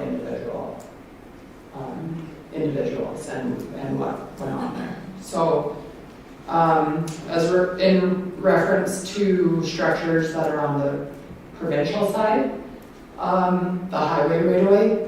If those have not been moved at this point, I think it's just an oversight. We are looking at that type of thing and ensuring that the campers are within the boundaries of the campground. So there may be kind of a one or two little structures for storing wood that are still outside that boundary. So I'll look into that and make sure those get rectified. And thirdly, remind me. The units that were there. I believe there were units there being stored that were not being paid for. We don't have a storage fee in our bylaw, and nor do we want to take away from private industry. We do have a storage facility that opened up last year in town. So that would be the appropriate place to store if anybody is looking for a storage yard. There's other ones too in town. And so again, we're going back to what the rules are of the campground and enforcing those. So you will not see that going forward. Thank you. Well, I've got several more questions. Okay. Thank you. Just to follow up on that, because I believe, Mayor Hunter, that the time limit for extended period of time at the campground is 28 days, or some 4 weeks, I think it is. And I'm wondering if there's an appetite to change that, to reduce that. Because it's supposed to be for temporary camping and temporary visiting. It's not for a long visiting stay. I'm wondering if there's an appetite to change that. In our policy? In our Is there a policy? Well, first of all, is there a policy on that, or is that, how is that laid out? Amanda? Thank you. We do have a campground policy, however, administration is in the process of reviewing it, and we're planning on bringing an amended policy and or bylaw forward. We have to figure out what that exactly looks like. There is an opportunity here to look at that and clarify some of these rules or policies around the campground. So we're working on that right now. However, nothing in the current policy that I recall notes that it can be only for a maximum of so many days. However, you have set your rates and fees bylaw to give a monthly stay rate.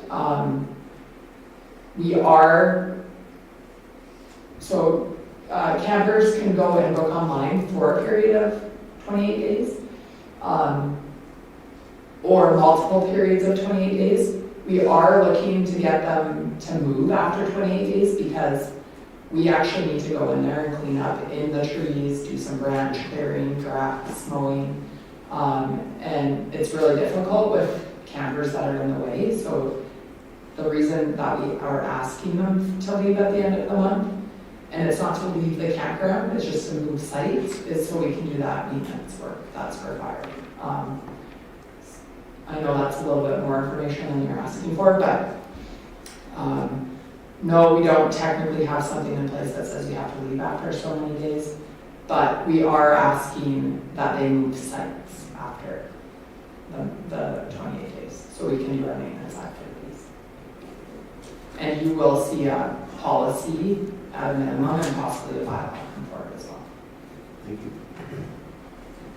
Okay, thank you. Go ahead. Thank you, Mayor Hunter. In terms of the Urtopia donation, I guess I went back through the budget and I couldn't find where in the budget that was identified. We were given $6,000, and in the background it suggests there was an event that there were some expenses associated with some event. And so I'm wondering if the $6,000 was used to offset the expenses in the budget, or if the $6,000 was found money and was allocated in our surplus as newfound money. Thank you. So Yes, there was, if you look on in the line by line, you'll see the 6,000 in other revenue in the economic development budget. However, when council approved the 2024 marketing plan, and you authorize a certain amount of dollars to do a few different things pertaining to economic development marketing, one of them was the Urtopia event. There were costs associated with that, and then the revenue coming in offset those costs, so we didn't have to transfer money in from the reserve to fully to offset the cost of Urtopia, because that donation did that. And you will also remember, overall, economic development did have a surplus, and so we did put that back into the economic development reserve with the year-end transfer. Thank you.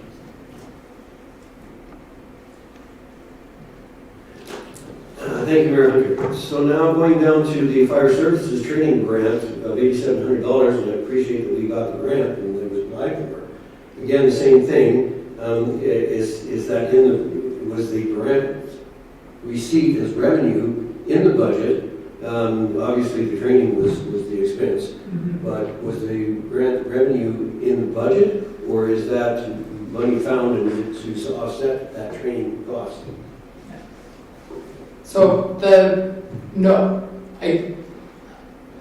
don't believe that it's in the budget. I'd have to double check on that one. I don't believe that that's been budgeted for, but it will essentially offset training costs, and then potentially that will, technically that will contribute to a surplus in the fire department at the end of 2025, which you would see when you review the year-end surplus. So it wouldn't contribute to additional costs, it would just offset costs that are budgeted for currently. Okay, thank you.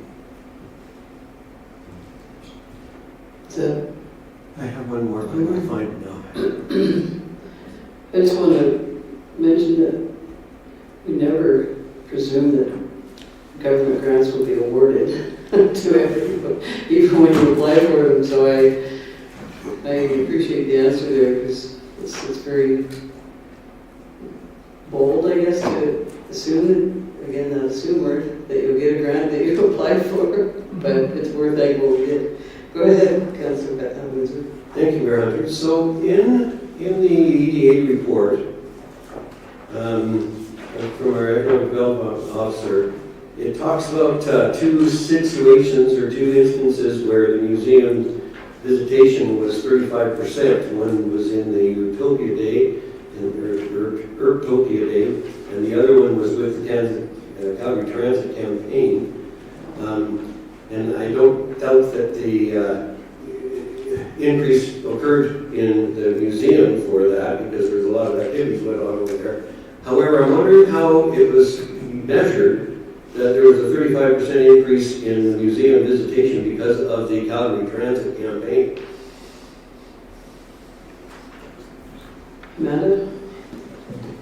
Thank you. That one, I don't have an answer for you on, so I'll have to take it back to our economic development team and review it ourselves. Thank you very much. Go ahead.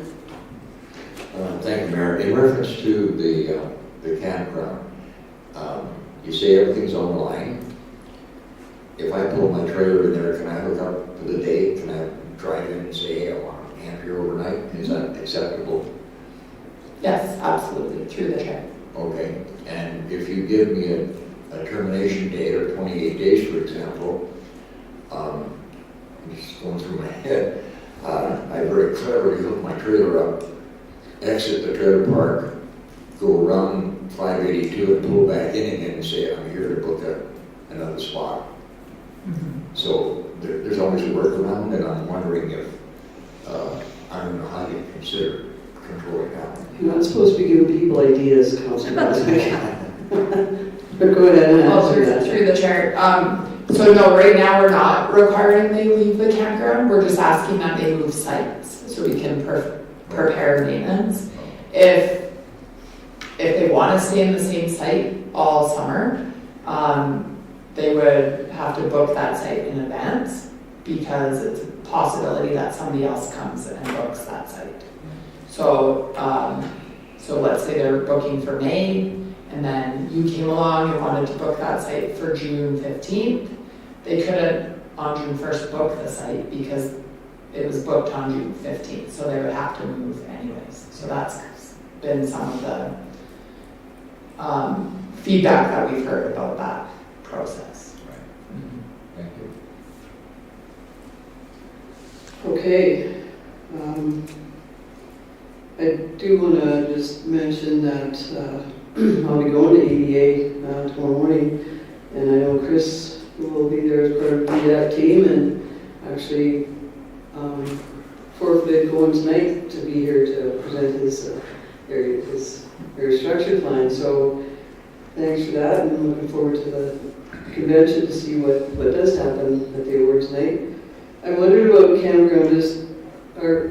I remember when you could only camp in campgrounds for 2 weeks, and it was the same thing, like you had to leave or you had to go around the block or something and then rebook, and is in the bylaw or policy to come back, so I guess that's what council would have the feedback. But are long-term campers restricting opportunities for our visitors? Is there any way to figure that out, or like have we ever interfered with people coming to enjoy the community as what campgrounds are intended for, in my opinion?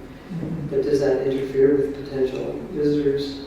And I mean, we're lucky that we have facilities as well out there, but and maybe there's no way to track that, but I hope that's not happening. Well, just off the top of my head, I would think only if the campground was fully utilized would that impact that. I don't know if that's the case, but we could get feedback from our campground hosts to see if they know. Okay. So, with that question, I did like your comment about getting a report back about the dog park and our personnel having to do a lot of work to keep it clean. I think I don't know, I'm going to ask you that, Amanda, because is that something that's possible? If there's a motion made to bring back the report monthly about campground appearance, cleanliness, people picking after their dogs.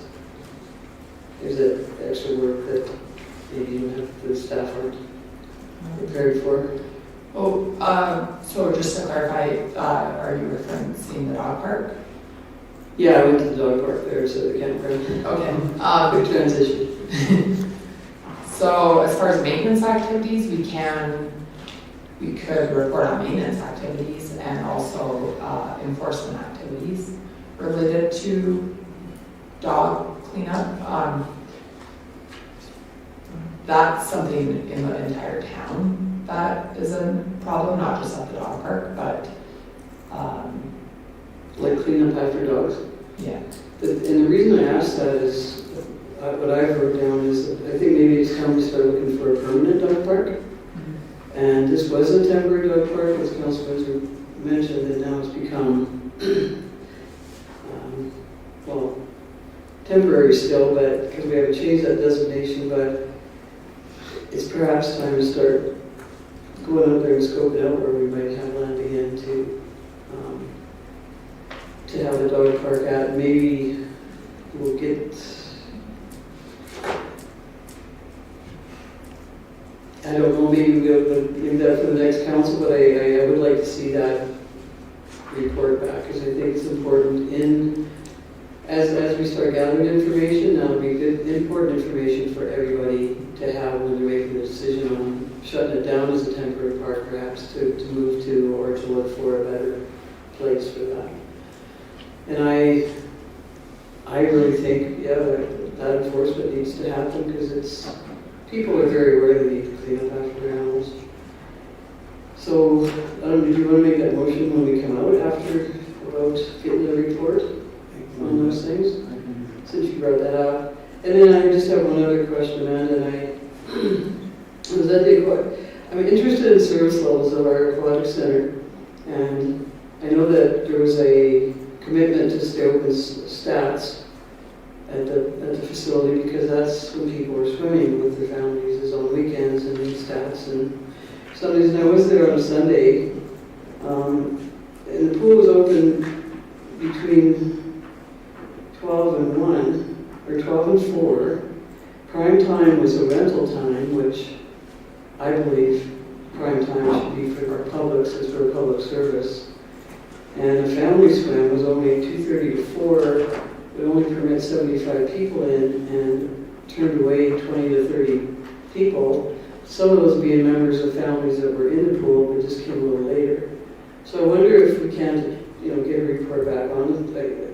What I understood was our Saturdays are supposed to be open like 9 to 7, and our Sundays maybe from 12 to 6 or something like that. So, and then we're definitely supposed to be open stats, because that was a conversation at this table. So, to get a report back on if our service level is being met for our pool, or I wasn't aware it changed in this budget. If it did, because I didn't see any changed numbers that would indicate that we've lowered the revenue expense of the budget of the pool. So, because it's service level, I think it's very much council sandbox, and I'd like to see that our pool is used on weekends for the people that want to swim with their families and friends and kids, and that people aren't turned away. I mean, that's a good, the capacity is 150 at the pool, and that's a good problem if you're turning away at 150. But I'd like to think that somehow that could be accommodated, that our weekends are focused on the service to our families and the kids that like to swim, and visitors, residents, citizens. Would you like a motion for that to come back, or just I just need to know what changed in the budget and what has happened? No, it hasn't changed in the budget. So I know the schedule has been pretty consistent for some time now, and I'm not sure when it changed. I can bring back information about the schedule, how it is now, and how long it's been kind of that similar type of schedule. And absolutely, we were service first, and that having to turn people away is not something that I encourage. Sometimes it does come down to the number of staff that we have on, and since COVID, there have been some concerns about getting lifeguards, enough lifeguards to fill the hours required. So that may play a part in it, but we can definitely bring back what the schedule looks like now and at what point it changed over time, and to provide you some context on that question. Thank you, because if I'm talking service level, I think that weekends are much more important than a Wednesday morning, perhaps, and that we are open the hours we say. And then this schedule ends on the 17th, so I wonder if we're closed on Good Friday, the stat. No. It isn't, so it just ends on a Thursday? Yeah, correct. This schedule ends on a Thursday, and then I have seen the next schedule, and it is open on the 18th. Good So I didn't look today for that, I can see. But I think it's just to finish, people love our pool. And if they come there on a Saturday, these people have come out of town that I was talking to and visiting their mom in the lodge. Half the family got there on time, and there was somebody 5 minutes behind, and half the family couldn't get in to swim together. So I was,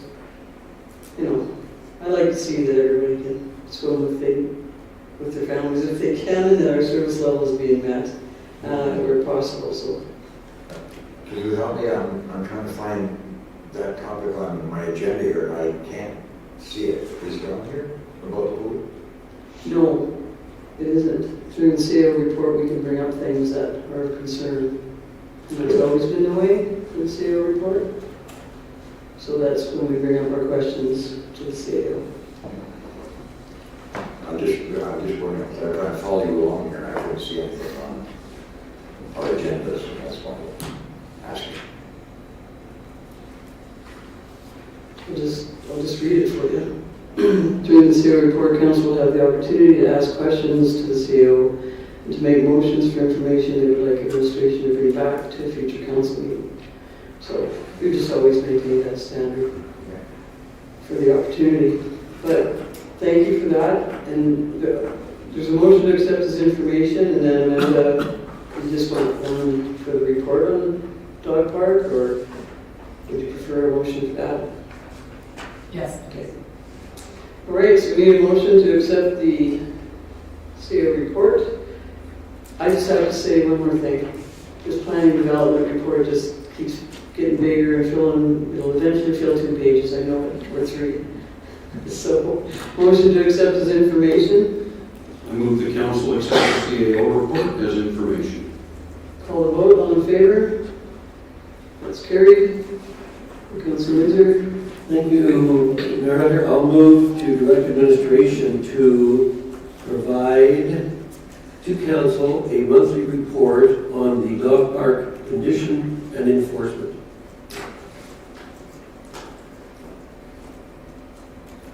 Okay. Questions? Go ahead. So I think I won't vote for a monthly report. I won't vote in favor of that. I would recommend that it go to the service level committee if we're looking for a service level. But we'd have to have the report. No, These two. if you want to get a report back and send it to service level, that's fine. I'm not going to vote for a monthly report. I'm not in favor of getting a report every month. I think it needs to go to the service level committee. That's who's supposed to do the lifting on that and find out. I heard a comment tonight here that it's not a problem just in the dog park. It's all over. So it's a bigger question than the dog park. So I'm not in favor of a monthly report coming back on the dog park. If it's a problem that we have in the town of people not picking up byproduct from their dogs and cats, then it's, to me, it's a service level thing. So I don't need a monthly report. I need it to go to the service level to create a policy or to decide what to do. Okay. Anything else? Councilor? Yeah, I think that a monthly report on dog food at the park would be ridiculous, and so I won't be voting for it either. Councilor Buzzard? Any comments? Other than, I don't want a monthly report on dog feces. Is your intent just to get the report on that? Or, The intent of the motion is to get a report so we know if it's a continuing problem and that our staff are having to continuously clean up that site. And the only reason that it has to do with the dog park is because that's the same area in town that we have identified as an area for off-leash dogs. The other areas in town, they should be ticketed just because they're letting their dog go at large or not picking up the feces. So I'm concerned about this temporary dog park ending up as a undesirable location in town. well, The one thing I do agree with Councilor Windsor is if people abuse it, just like a child, you take it away. That's pretty severe. But what else can you do? If they're reluctant to look after it, it's a free thing for them, provided for free. And I certainly don't want our people to have to go in there with shovels and clean up after it at all. Thank you. yeah, and that's why I would support the motion, because I think if we get the information back, we can put up notices that we're being monitored for people, for care of the dog park, and that there's a measurement then if we can close the park, because I just don't want to go close it because I believe it's that way. I always would like to have support on it. So I support it for that reason, so that we can make an informed decision on whether or not we should take away the liberties of the park or lock the gate. Deputy Mayor? So I agree in principle that our staff shouldn't be doing it. That's obvious. But it should go to the service level committee. It's a service level. It's something that we're providing as a service. It's a dog park. And I think that's a monthly report is just redundant. And I think it needs to go to the service level committee, and they can do the heavy lifting and find out whether keeping it open or removing it or relocating it is the thing to do. So I'll just ask you then, what would the service level committee do to find that out? They would get a report, not a monthly report. They wouldn't need to be reported on monthly. They would get a report back, one report, and then it can be moved to the service level committee, and if they need more information, they'll request it at that time. But we don't need it brought back every meeting, or every other meeting. Well, that's your we need vote, to that's look at it. fine. Yeah, okay. Yeah, that would be your vote. And maybe we add to that town's personnel discontinue picking up anything there. But Craig shakes his head very quickly, so it is really a big problem. So did you want to amend your motion? No. Because I'll support that reason of information, and needs to go to, I think, really what we're after is closing the dog park or not, if people are looking after it. And if the reports tell us that, then I would welcome the information. And from the first report, we send it to service level. But so I'll call a vote. All in favor? And opposed? All right. So no reports. So did you want to make a motion to send it to service level?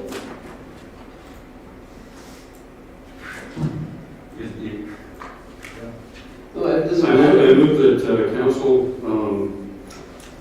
ask administration to create a report on the issues surrounding the town staff cleaning up at the dog park, and bring it back to council to refer to service level committee for review and recommendation. So you bring it back to council and send it to service level, or you send it to service level right now? Because it should, I think one report goes back to council and then it gets referred. I think that that's That's the the process, process. is that it comes to council and Yes. council refers it, so that's why I'm just saying one report. Okay, any follow-up on that? Councilor Windsor?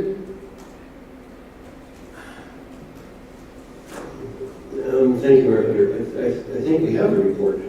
I think it's in the CAO report. However, I don't know that this is a continuing issue, and I don't know that one report as of today is going to solve anything. I think we need to know if this is a continuing problem. So unless the report is after a month to see if anything has improved, I don't see the point in it. So I don't know that I can support that. Councilor Besser? One report come back to council, and then send it to service level committee if needed? Yeah, just as we can quickly move on for this, I'm going to be polite for this subject because It's a crappy topic? it's not only that, it's honestly, we're going on too long on this thing. We need to make a decision and do something. That's what we're trying to do. Well, let's do That's what it. the motions are for. Councilor Moore? No comment. Okay. I'll support anything that gets reported back so we can deal with this. So I can support that motion to get a report. And as quickly as our Director of Engineering Infrastructure shook his head there about leaving it go for a while, I believe that we'll have a pretty important report in front of us. So I'll call a vote. Do you want to repeat that, Jocelyn? Moved by Deputy Mayor Engel that council direct administration to bring a report to council on the condition and enforcement of general pet ownership upkeep in town for future referral to the service level committee. So what you said? Yeah, I think that probably is a better way of saying it. I was just referring to the dog park. So if you want to maybe just amend it so that we're talking about the dog park, I think council notion that any dog out there walking should get ticketed the same, so I agree with that. Yeah.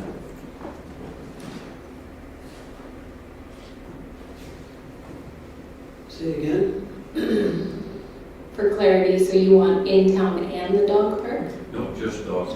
Okay, moved by Deputy Mayor Engel that council direct administration to bring a report to council on the condition and enforcement of general pet ownership upkeep in the dog park for future referral to the service level committee. Okay, call the vote. All in favor? Opposed? Great, that's carried.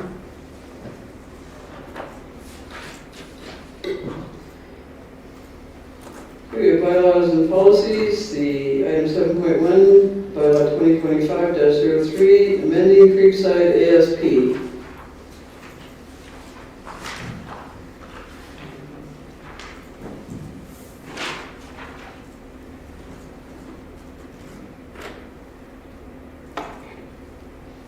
Councilor Moore? I move that council grant second reading to bylaw 2025-03, amending Creekside Area Structure Plan bylaw 2022-15. Any comments? Councilor Bassett? Councilor Whizzer? Deputy Mayor? Call the vote on second reading to bylaw 2025-03, amending Creekside Area Structure Plan. All in favor? That's carried. And I move that council grant third and final reading to bylaw 2025-03, amending Creekside Area Structure Plan bylaw 2022-15. All right, I will call third and final reading, vote for third and final reading to bylaw 2025-03, amending Creekside Area Structure Plan, bylaw 2022-15. All in favor? That's carried. We have item 7.2, bylaw 2025-04, Northwest 1931-15 redesignation. Deputy Mayor? I move that council grant second reading to bylaw 2025-04, amendment to land use bylaw 2019-04, Northwest 13-31-1-5 redesignation. Comments on that? Councilor Whizzer, over here. I will call a vote on second reading to bylaw 2025-04, amendment to land use bylaw. All in favor?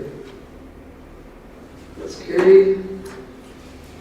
And I move that council grant third and final reading to bylaw 2025-04, amendment to land use bylaw 2019-04, Northwest 19-31-1-5 redesignation.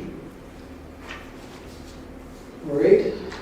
No final comments, so call the vote for the third and final reading to bylaw 2025-04, amendment to land use bylaw. Before you call motion, if I may,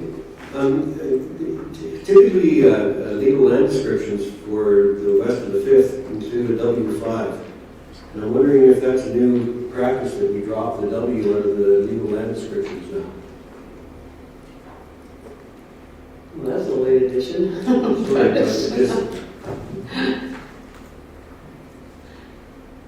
Can someone answer that? I don't know the answer, obviously. But Craig was badly typing, so I thought maybe he was there.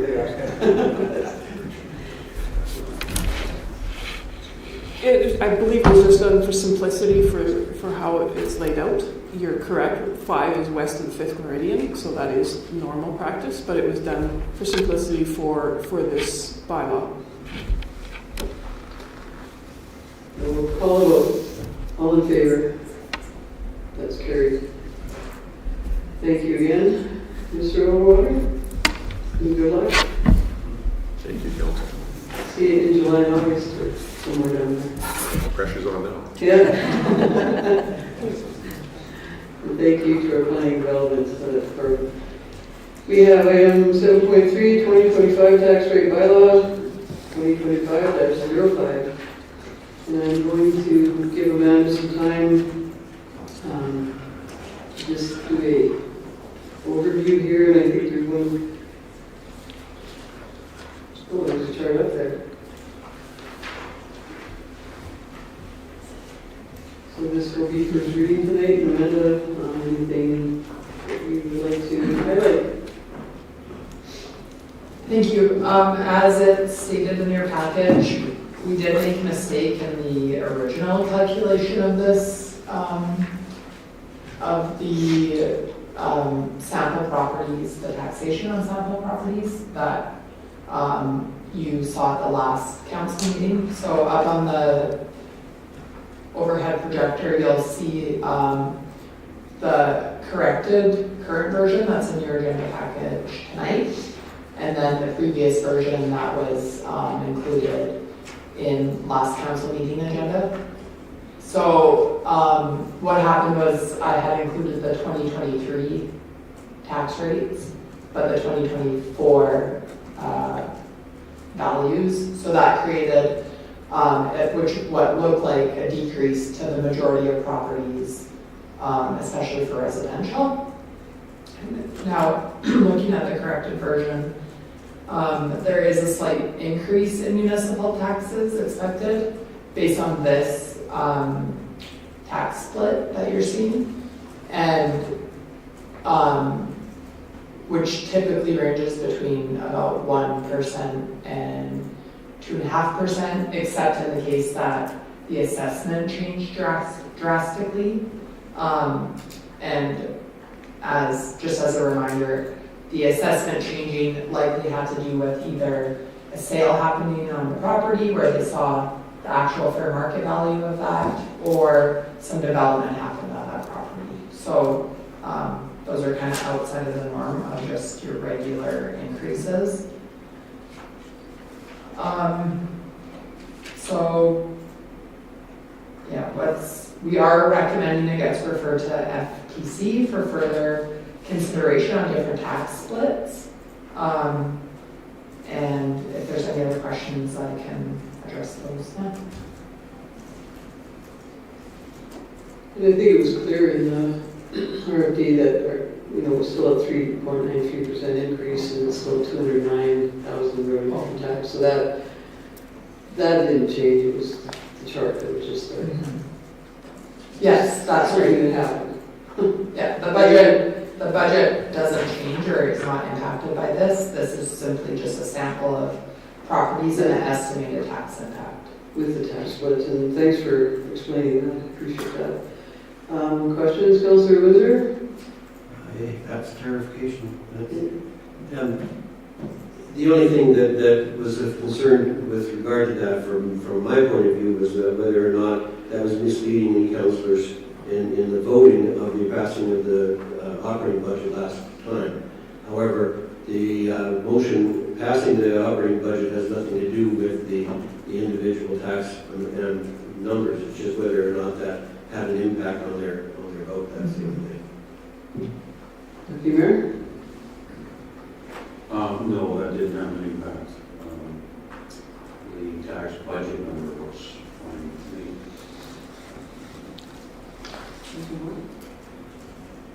So would you like to make a motion? I haven't done it on the table yet. Oh, I thought we do a motion first. Councillor Baswick? No. Okay. So there's no more questions for Amanda then, and no more comments, Amanda? There's no more comments. All right, thank you. So I'll call, go ahead, Deputy Councillor Moore. I move the council grant first reading to the 2025 tax rate bylaw 2025-05, a bylaw to establish the rates of taxation for the 2025 taxation year. And well, I guess I can ask that later. I'll ask that later. Any comments on that, anyone? Call the vote then on first reading to the 2025 tax rate bylaw. All in favor? That's carried. And I move that council refer the 2025 tax rate bylaw 2025-05 to the Financial Planning Committee for review and recommendation. So I'm just going to ask here, Amanda's made a point that we're the lowest among the region with that tax rate ratio. And if there's any comments on that, to send along to the financial planning committee, or we'll just work with Amanda on that. Any comments? No, none at this time. I think we'll wait to see what you guys bring back in your recommendation, and I know that the financial committee always does good work, so I'm not worried about that. Great, Councilor Wizard? I have no comments at this point. Councilor Lazar? I agree with Deputy Mayor on that. You made the motion, so I will call the vote to send this to the financial planning committee for review recommendation. All in favor? That's carried. We have item 7.4. So find it.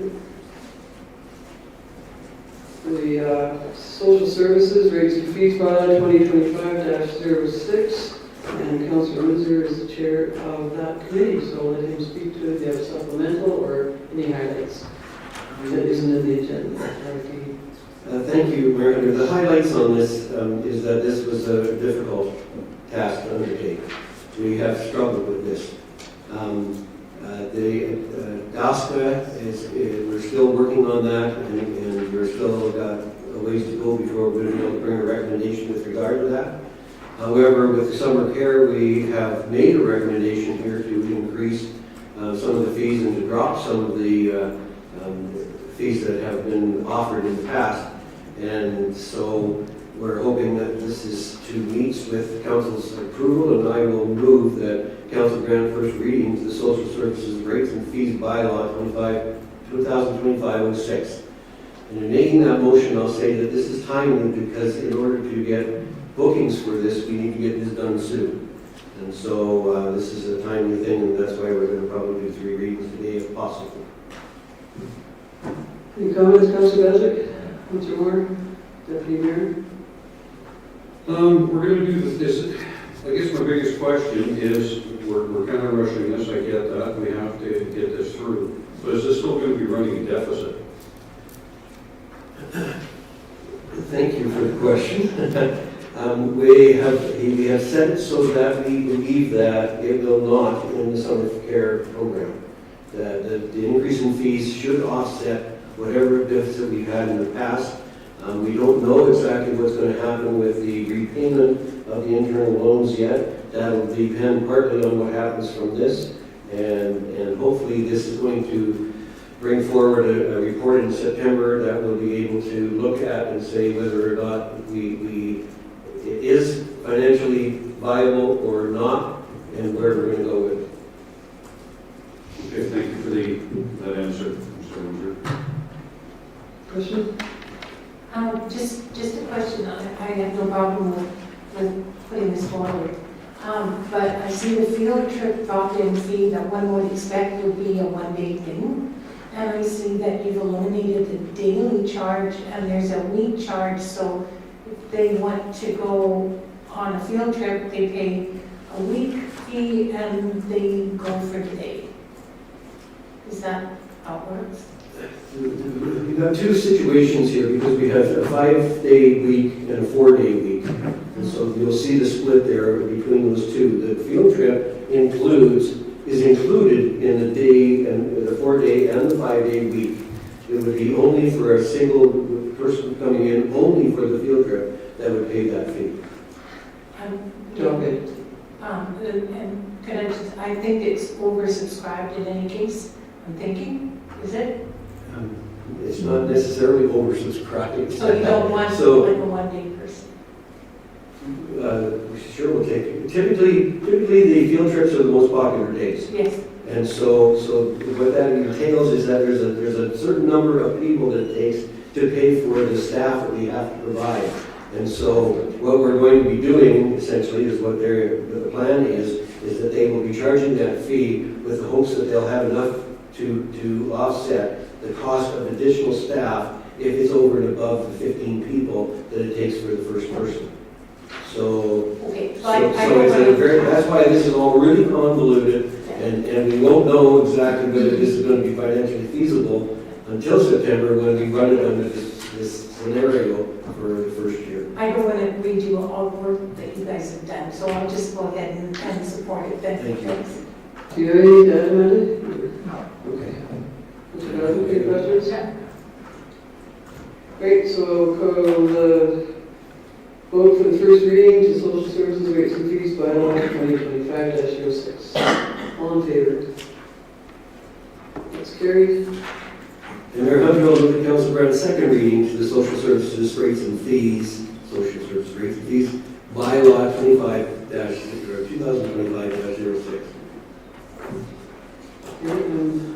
I'll look for hands for comments, otherwise I will call the vote on second reading to social services rates and fees by law 2025-06. All in favor?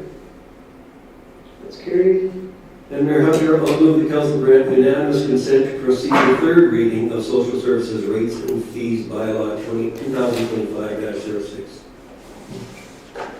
Okay, so I will call the vote. The council grant unanimous consent. I am calling the vote, and all in favor. And that is unanimous. And Mayor, I will move that council grant third and final reading to social services rates and fees by law 2025-06. Okay, so here's our third and final reading. I will call the vote. All in favor. And that's carried. Thank you for that. We have... Yep. I'm sorry to interrupt. Can I draw your attention to an administrative error in the motion on item 7.2? No. No.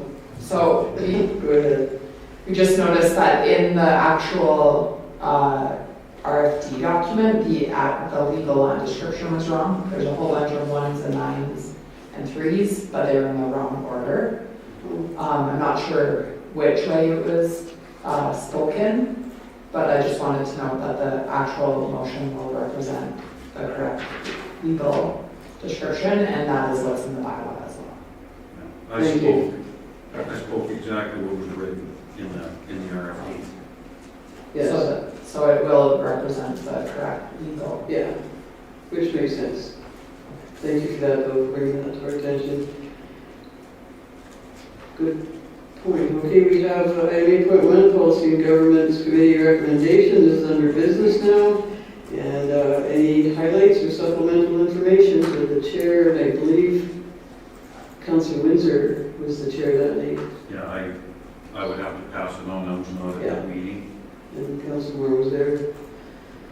Councillor Windsor? Thank you, Mayor Hunter.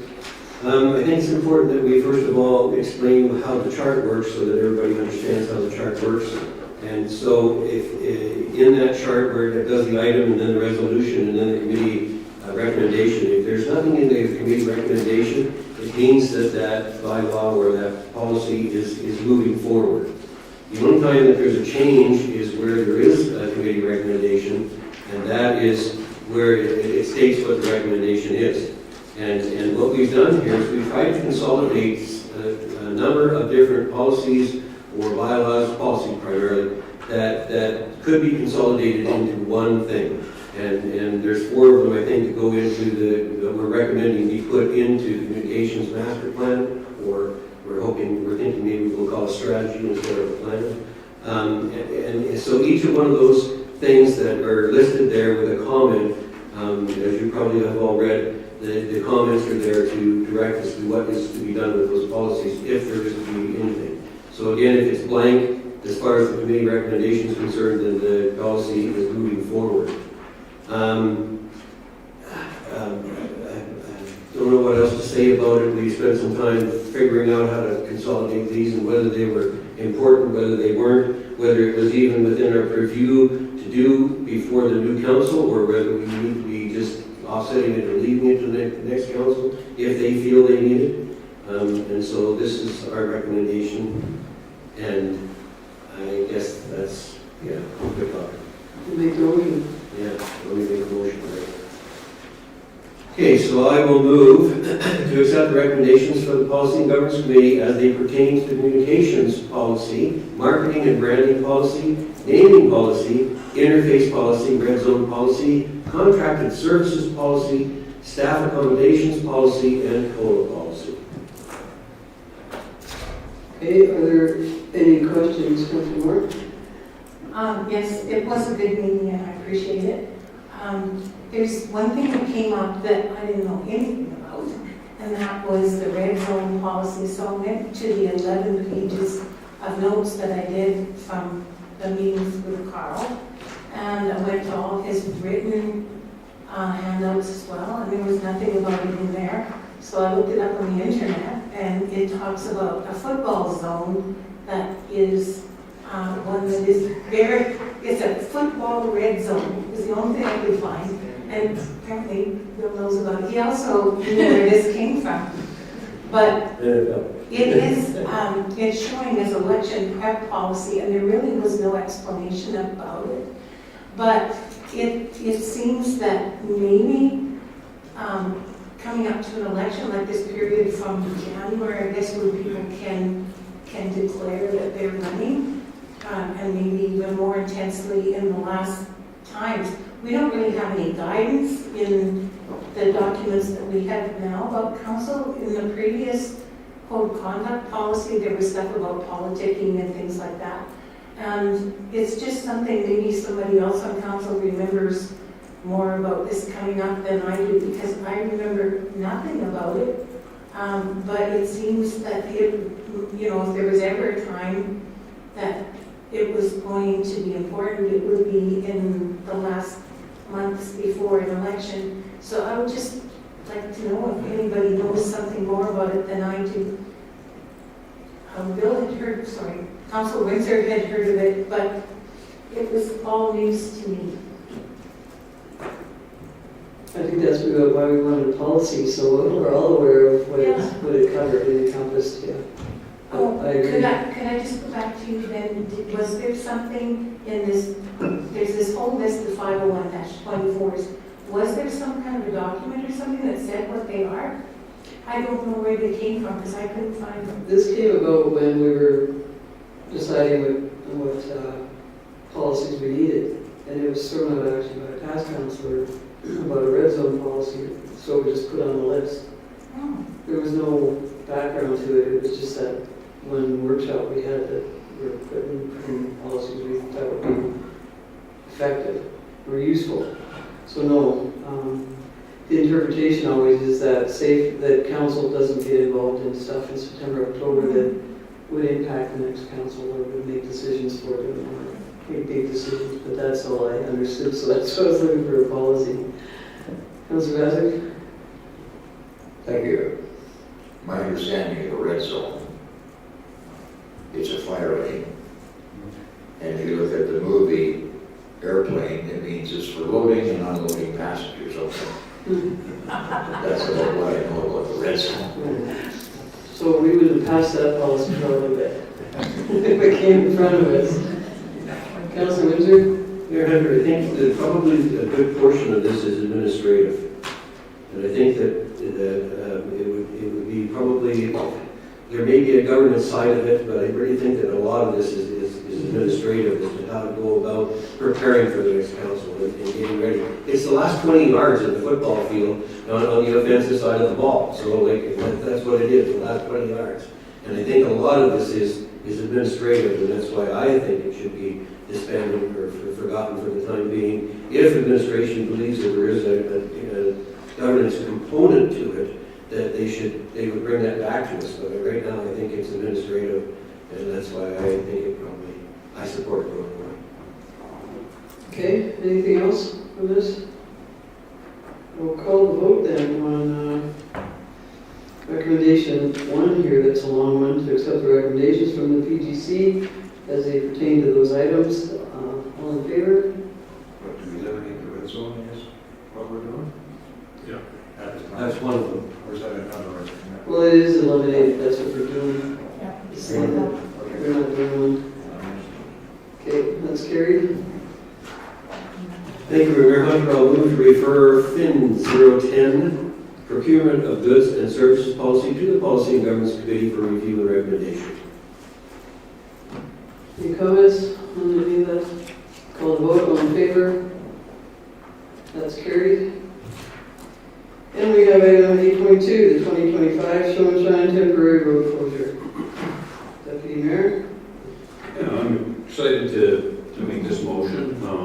Always a big event for the town, and I believe our business owners look forward to this one as well. So I move that council approve the road closure for the Didsbury Show and Shine 2025 on the map provided from 6 p.m. May 9th, 2025 until 4 p.m. on May 10th, 2025. Any comments? You already made some, do you have any more? No. Speaking of that, Deputy or Councillor Moore? No comments, thanks. Councillor Bazard? Okay, so you don't expect any vehicles to come in before 6 o'clock on the Friday?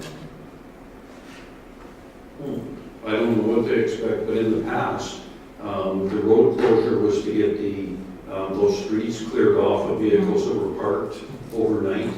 And then it's Saturday morning is typically when the contestants, I guess they're not contestants, they're not competing, but when the people bringing in their cars, they start to come in Saturday morning. So Friday night is when the barricades go up, and parking on those streets is not encouraged at that time.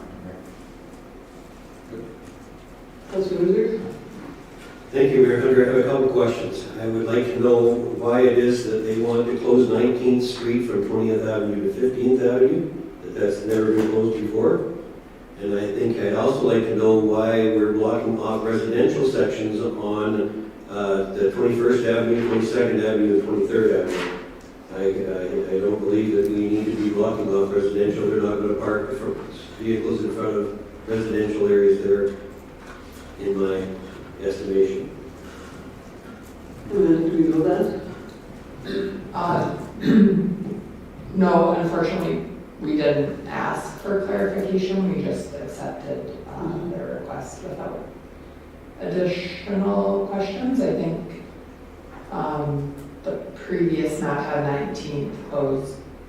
North. The other way. Oh, was it both ways?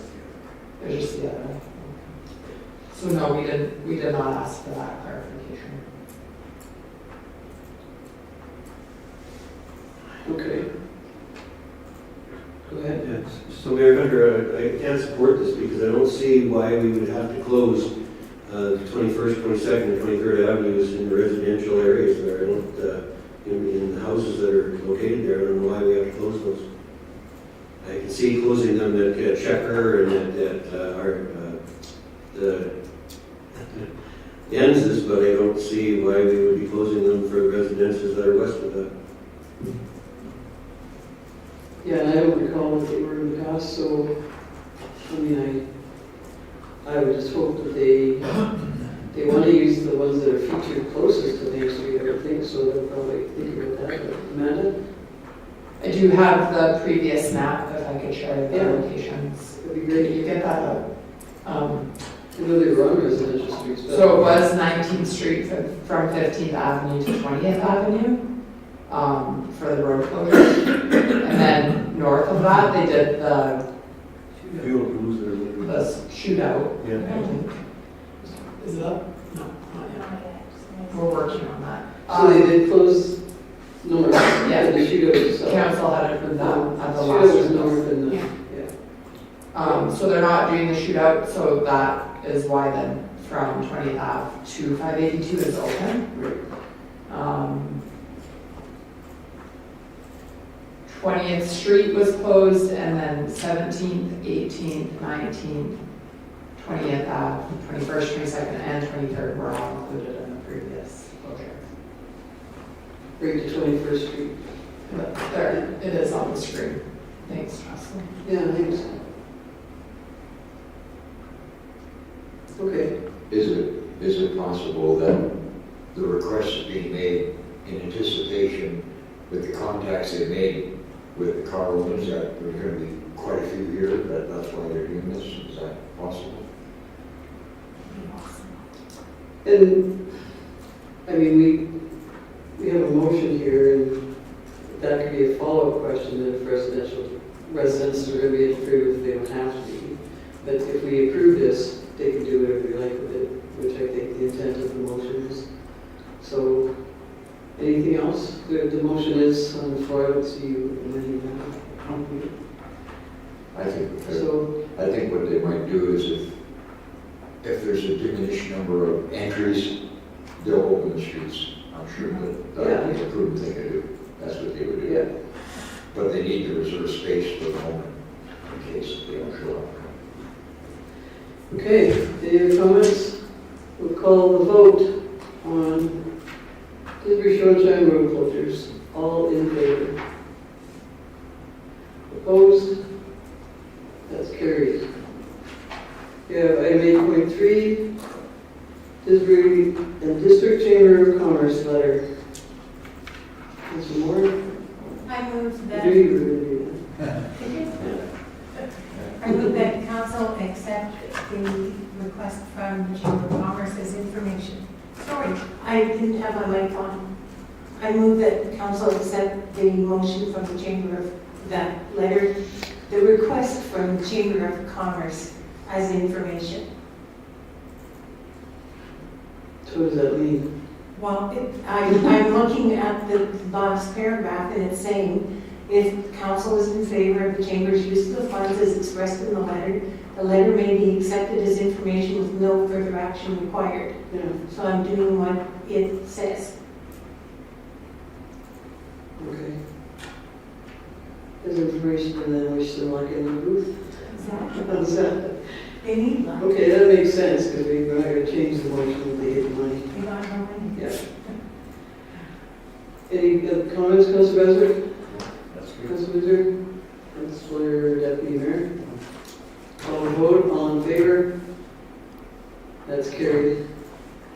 Item 8.4, returning and substitute returning officer appointment. Councilor Beswick? Thank you, Mayor. I move to rescind resolution 701-24 and 702-24. You don't have to read them. Do you want me to read them? You don't need to read them. No. Okay, any comments on that? Anyone? Call the vote on rescinding those two resolutions. All in favor? That's carried. And to appoint Jocelyn Baxter as returning officer for the 2025 general municipal election. Any comments on that? Good idea. Mr. Moore? Deputy Mayor? Councilor Windsor? Is she smiling? Her knees are knocking right now. Fear. Okay, I'll call the vote. All in favor? That's carried, and thank you for being so brave, Jocelyn. And to appoint Shannon Milligan as substitute returning officer for the 2025 general municipal election. Okay, I'm going to call the vote. All in favor? That's carried. Okay, we have item 8.5, setting committee of the whole for housing needs assessment review. Now, there's only 4 councilors, so should we guess who didn't vote? Or we don't, it doesn't matter. Because we're missing a 5th vote, definitely. It's all in the stats. I vote now. I know, but, so we have item with dates April 17th, 30th, May 1st, and 7th. And everybody, whoever did vote said they could. No, they didn't, because there's no 4 out of 4 on any.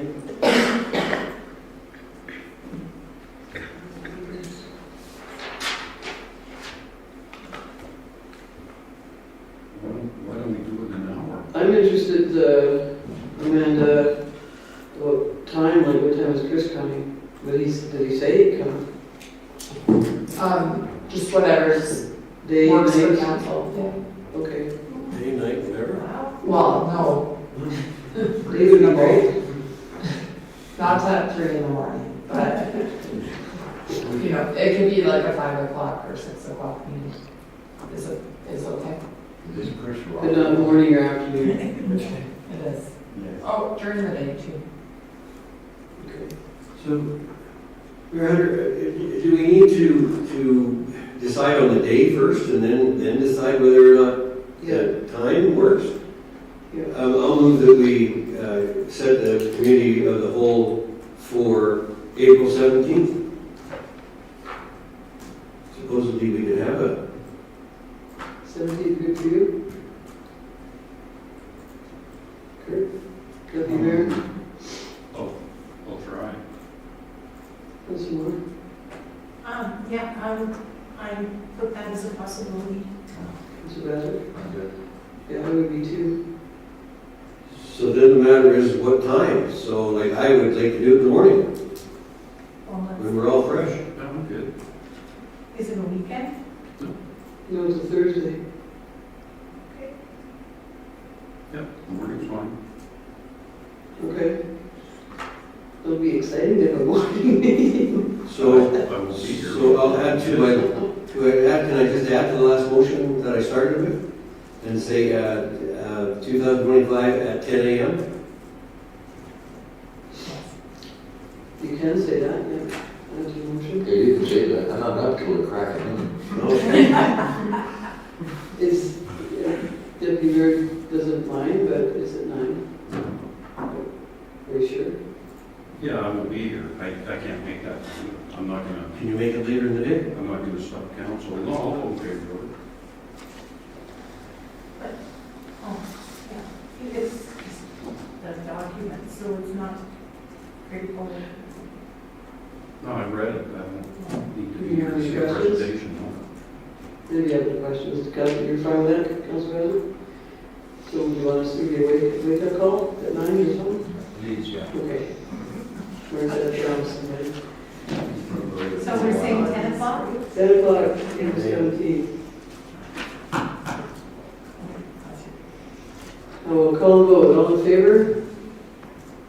That is carried. Okay. We have correspondence and information. Letter from Kathleen Windsor, the Fire Services Training Grant for our Minister, LAEA-EAT letter from Minister McGregor, letter from our IRPers, and from our Newtown guests. Okay. Yeah. How come we don't have a cadet? I was just looking for council reports. I missed that at the bottom. Okay. I skipped over number 9. Did you want to go first then with your council report and your highlight, I guess? Oh, yeah, I can. I was actually I was just saying gonna words. I was just gonna make a motion, even though you were reading that. I won't make the motion. So I didn't have any committee meetings. However, on the 28th of March, I attended the Marquee Mixer event. And it was a very enjoyable evening. I met new residents. It was actually, I really enjoyed it. They had great ideas, a positive vibe, wonderful speakers. They did or speakeasy decor, a good job all around. The panel was made up of community leaders, and it was moderated by MLA Nathan Cooper. So I think a special shout out to Jillian for all of her hard work in making it, I believe, a successful evening. Any highlight for tonight? Yeah, I really enjoyed several of them, but I am going to go to the amending the Creekside Area Structure Plan 5.1. Okay. Thank you. Councilor Windsor. Thank you, Mayor Hunter. Water Commission, we are having our regular and AGM tomorrow, so I don't have a lot to report on that. RDR Mug, we're currently working on an upgrade, a serious upgrade to the bylaw again. That there was a lot of concerns brought forward by the membership at the last meeting with regards to the bylaw, and so we are making some fairly significant revisions to the bylaw now. Part-time regional library meets later this month, and I don't have anything extra to report from that other than what would be in the external reports. Thank you. And have the external reports come out today? Did they? Yes, Okay. they did. Did they? Sorry. Go ahead. I Sorry, just through the chair. I just haven't looked at my email since. Anyway. I'm not trying to put anybody on the spot. I haven't emailed them, but they are on the website. Oh, Okay. sorry. Thank you, Councillor, what's your highlight? Oh, I didn't pick a highlight yet. I'll do the 7.2, the bylaw for redesignation of is it 13, 31, 9, 13, 31, 19? 19, 31, 1, West and 5th. Redesignation. I have to change mine because I did the public hearing. And it did not 5.1. Mine would have actually been 7.1, so thank you. Okay. Well, thank you for the compliment on the public hearing. Yeah. You can keep it in there as well. Okay. Councillor Windsor, or Baswick? Well, the two reports I have already sent in a written form, so I don't want to rehash that. Take our time. They're wonderful, by the way. Anyway, and for my choice, I really enjoyed Jamie Day, Staff Sergeant Jamie Day's report on the RCMP. I think it was refreshing to understand that our criminal element is vacating our town, so we're not having the problems we had before, and it's diminishing by the day according to him. So I'm really enthused of what he's planning for the future as he takes over command of this area. So that's my highlight. Thank you. Councillor Moore. Thank you. March 27th, I had Mount View Seniors Housing, and I do have the audited financial statements already submitted. They're probably not there till the next council meeting. And I had PGC that same day with Councillor Windsor. And on the 28th, the Marquee Mixer, and it was kind of like a motivational speaker about our community, and it was very positive.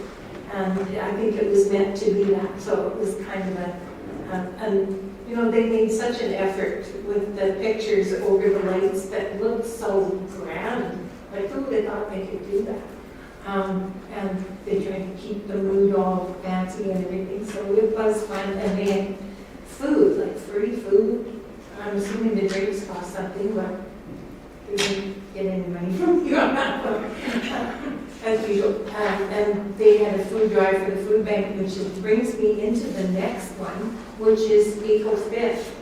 On Mount View Seniors Housing, Angie Frick is the Carstairs member there, and she mentioned that she was going to jail for the food bank on April 5th. And so I said, well, I'll come and bail you out. So they said, get the bulkiest things you can. So I got 2 boxes of like cereals and toilet paper and things like that would just take up a lot of room. And I went down there and took them, that it was either one of their peace officers or one of the RCMP there that had thought of this. And they had somebody, the chiropractor who's also on council, there, and somebody from the fire department, but the teacher, this is a really fun one, there was a teacher there that's just loved by all the kids, and what they did is they arrested him on a school day. He ran away, they chased him, tackled him, took him down, arrested him with all the kids running around him. So you can imagine all the kids were bringing food. So there was just so much food, and they had pizza there, and they were so excited to see everybody. They're planning on making it bigger next year, because it was just a really fun event. So there's a lot of ideas to take from that, I think. And then on last night, Chamber of Commerce, they are trying to get enough people to have a quorum so they can pass things. And of course, it's hard because they can't take memberships because they don't have they set the price, but really they have to make motions, and their bylaws say that they have to have 10 members, and they need 5 for a quorum, and we've had 4, but they're trying so hard, and so many of the things that they try to do, they can't get, like they don't have the votes, so there's bills coming in that they don't know anything about, and they want to do things, but the time limits are running out, and so they're just throwing themselves into it for volunteering. So thank you that their thanks are there for the Trade Fair booth, because that's one way that they're going to be able to get people. They're doing, I think, a little card or something that they can hand out, and they're doing everything that they can themselves to be able to let people know they're back. So I'm hoping everybody will say hi to them and give them some encouragement at the trade fair. And I'm really proud of them for continuing on despite all of the barriers that they get as they go forward. And that was a lot. Sorry, my highlight would be the show and shine. I love that so much. Everybody's out on the street visiting. It's the first kind of spring thing. It makes you feel like summer's here. And so I'm just hoping for good weather and really excited to do that again. Great, thank you. Well, we had a few of our council members at our Mid-Sized Town Mayor's information meeting on March 5th in Edmonton, and we're excited to announce that we've got Edson, Bakerville, Hinton, Whitecourt, Athabasca, Millet, Falher, Claresholm, Bonnyville, Westlock, potentially Grimshaw, Bowden, and Mayorthorpe. That's we're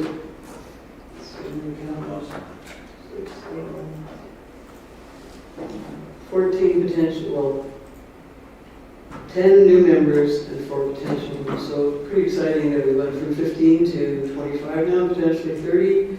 Had a great meeting on Monday at noon. And I would also, we compiled all the key messages, and I'll get Militia to send them out to council.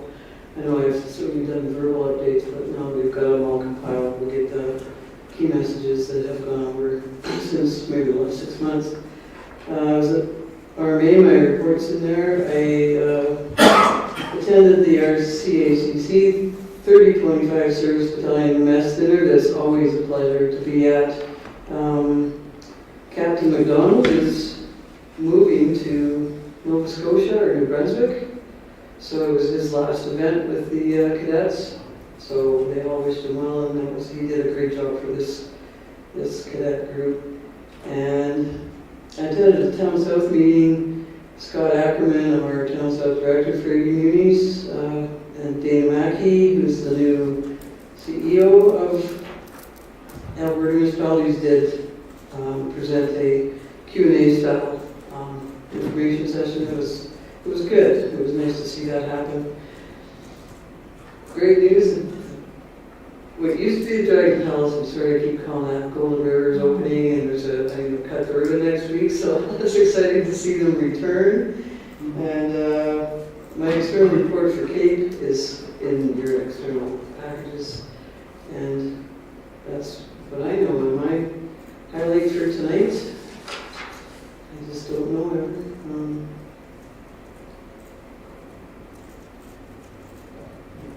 Setting our policing priorities and municipal enforcement priorities. And I got a prompt from our staff sergeant that, hey, April 1st was the date, you know. But that's okay. They're always late too, right now with their stuff. So we just kind of played the game there for a month. So we've got our policing priorities in. So I said that I'll have a motion to accept council reports as information. You got your hand up already for that. I move that council accept council reports as information. Call the vote, all in favor? That's carried. I do want to mention, I did mention I'll be at EDA this week too, and I'm looking forward to some awards. Fingers crossed, everybody. And now we have correspondence and information. Kathleen Windsor, Fire Service Training Grant. Another letter from the Minister on LAEA. Artopia, I see another one just came in on another initiative from the Minister of Women and Labor. Letter from Artopia, and thank you from our Japanese friends for the hospitality.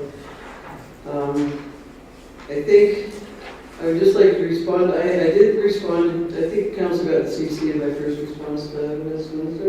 Windsor, and so I can respond to this letter as well.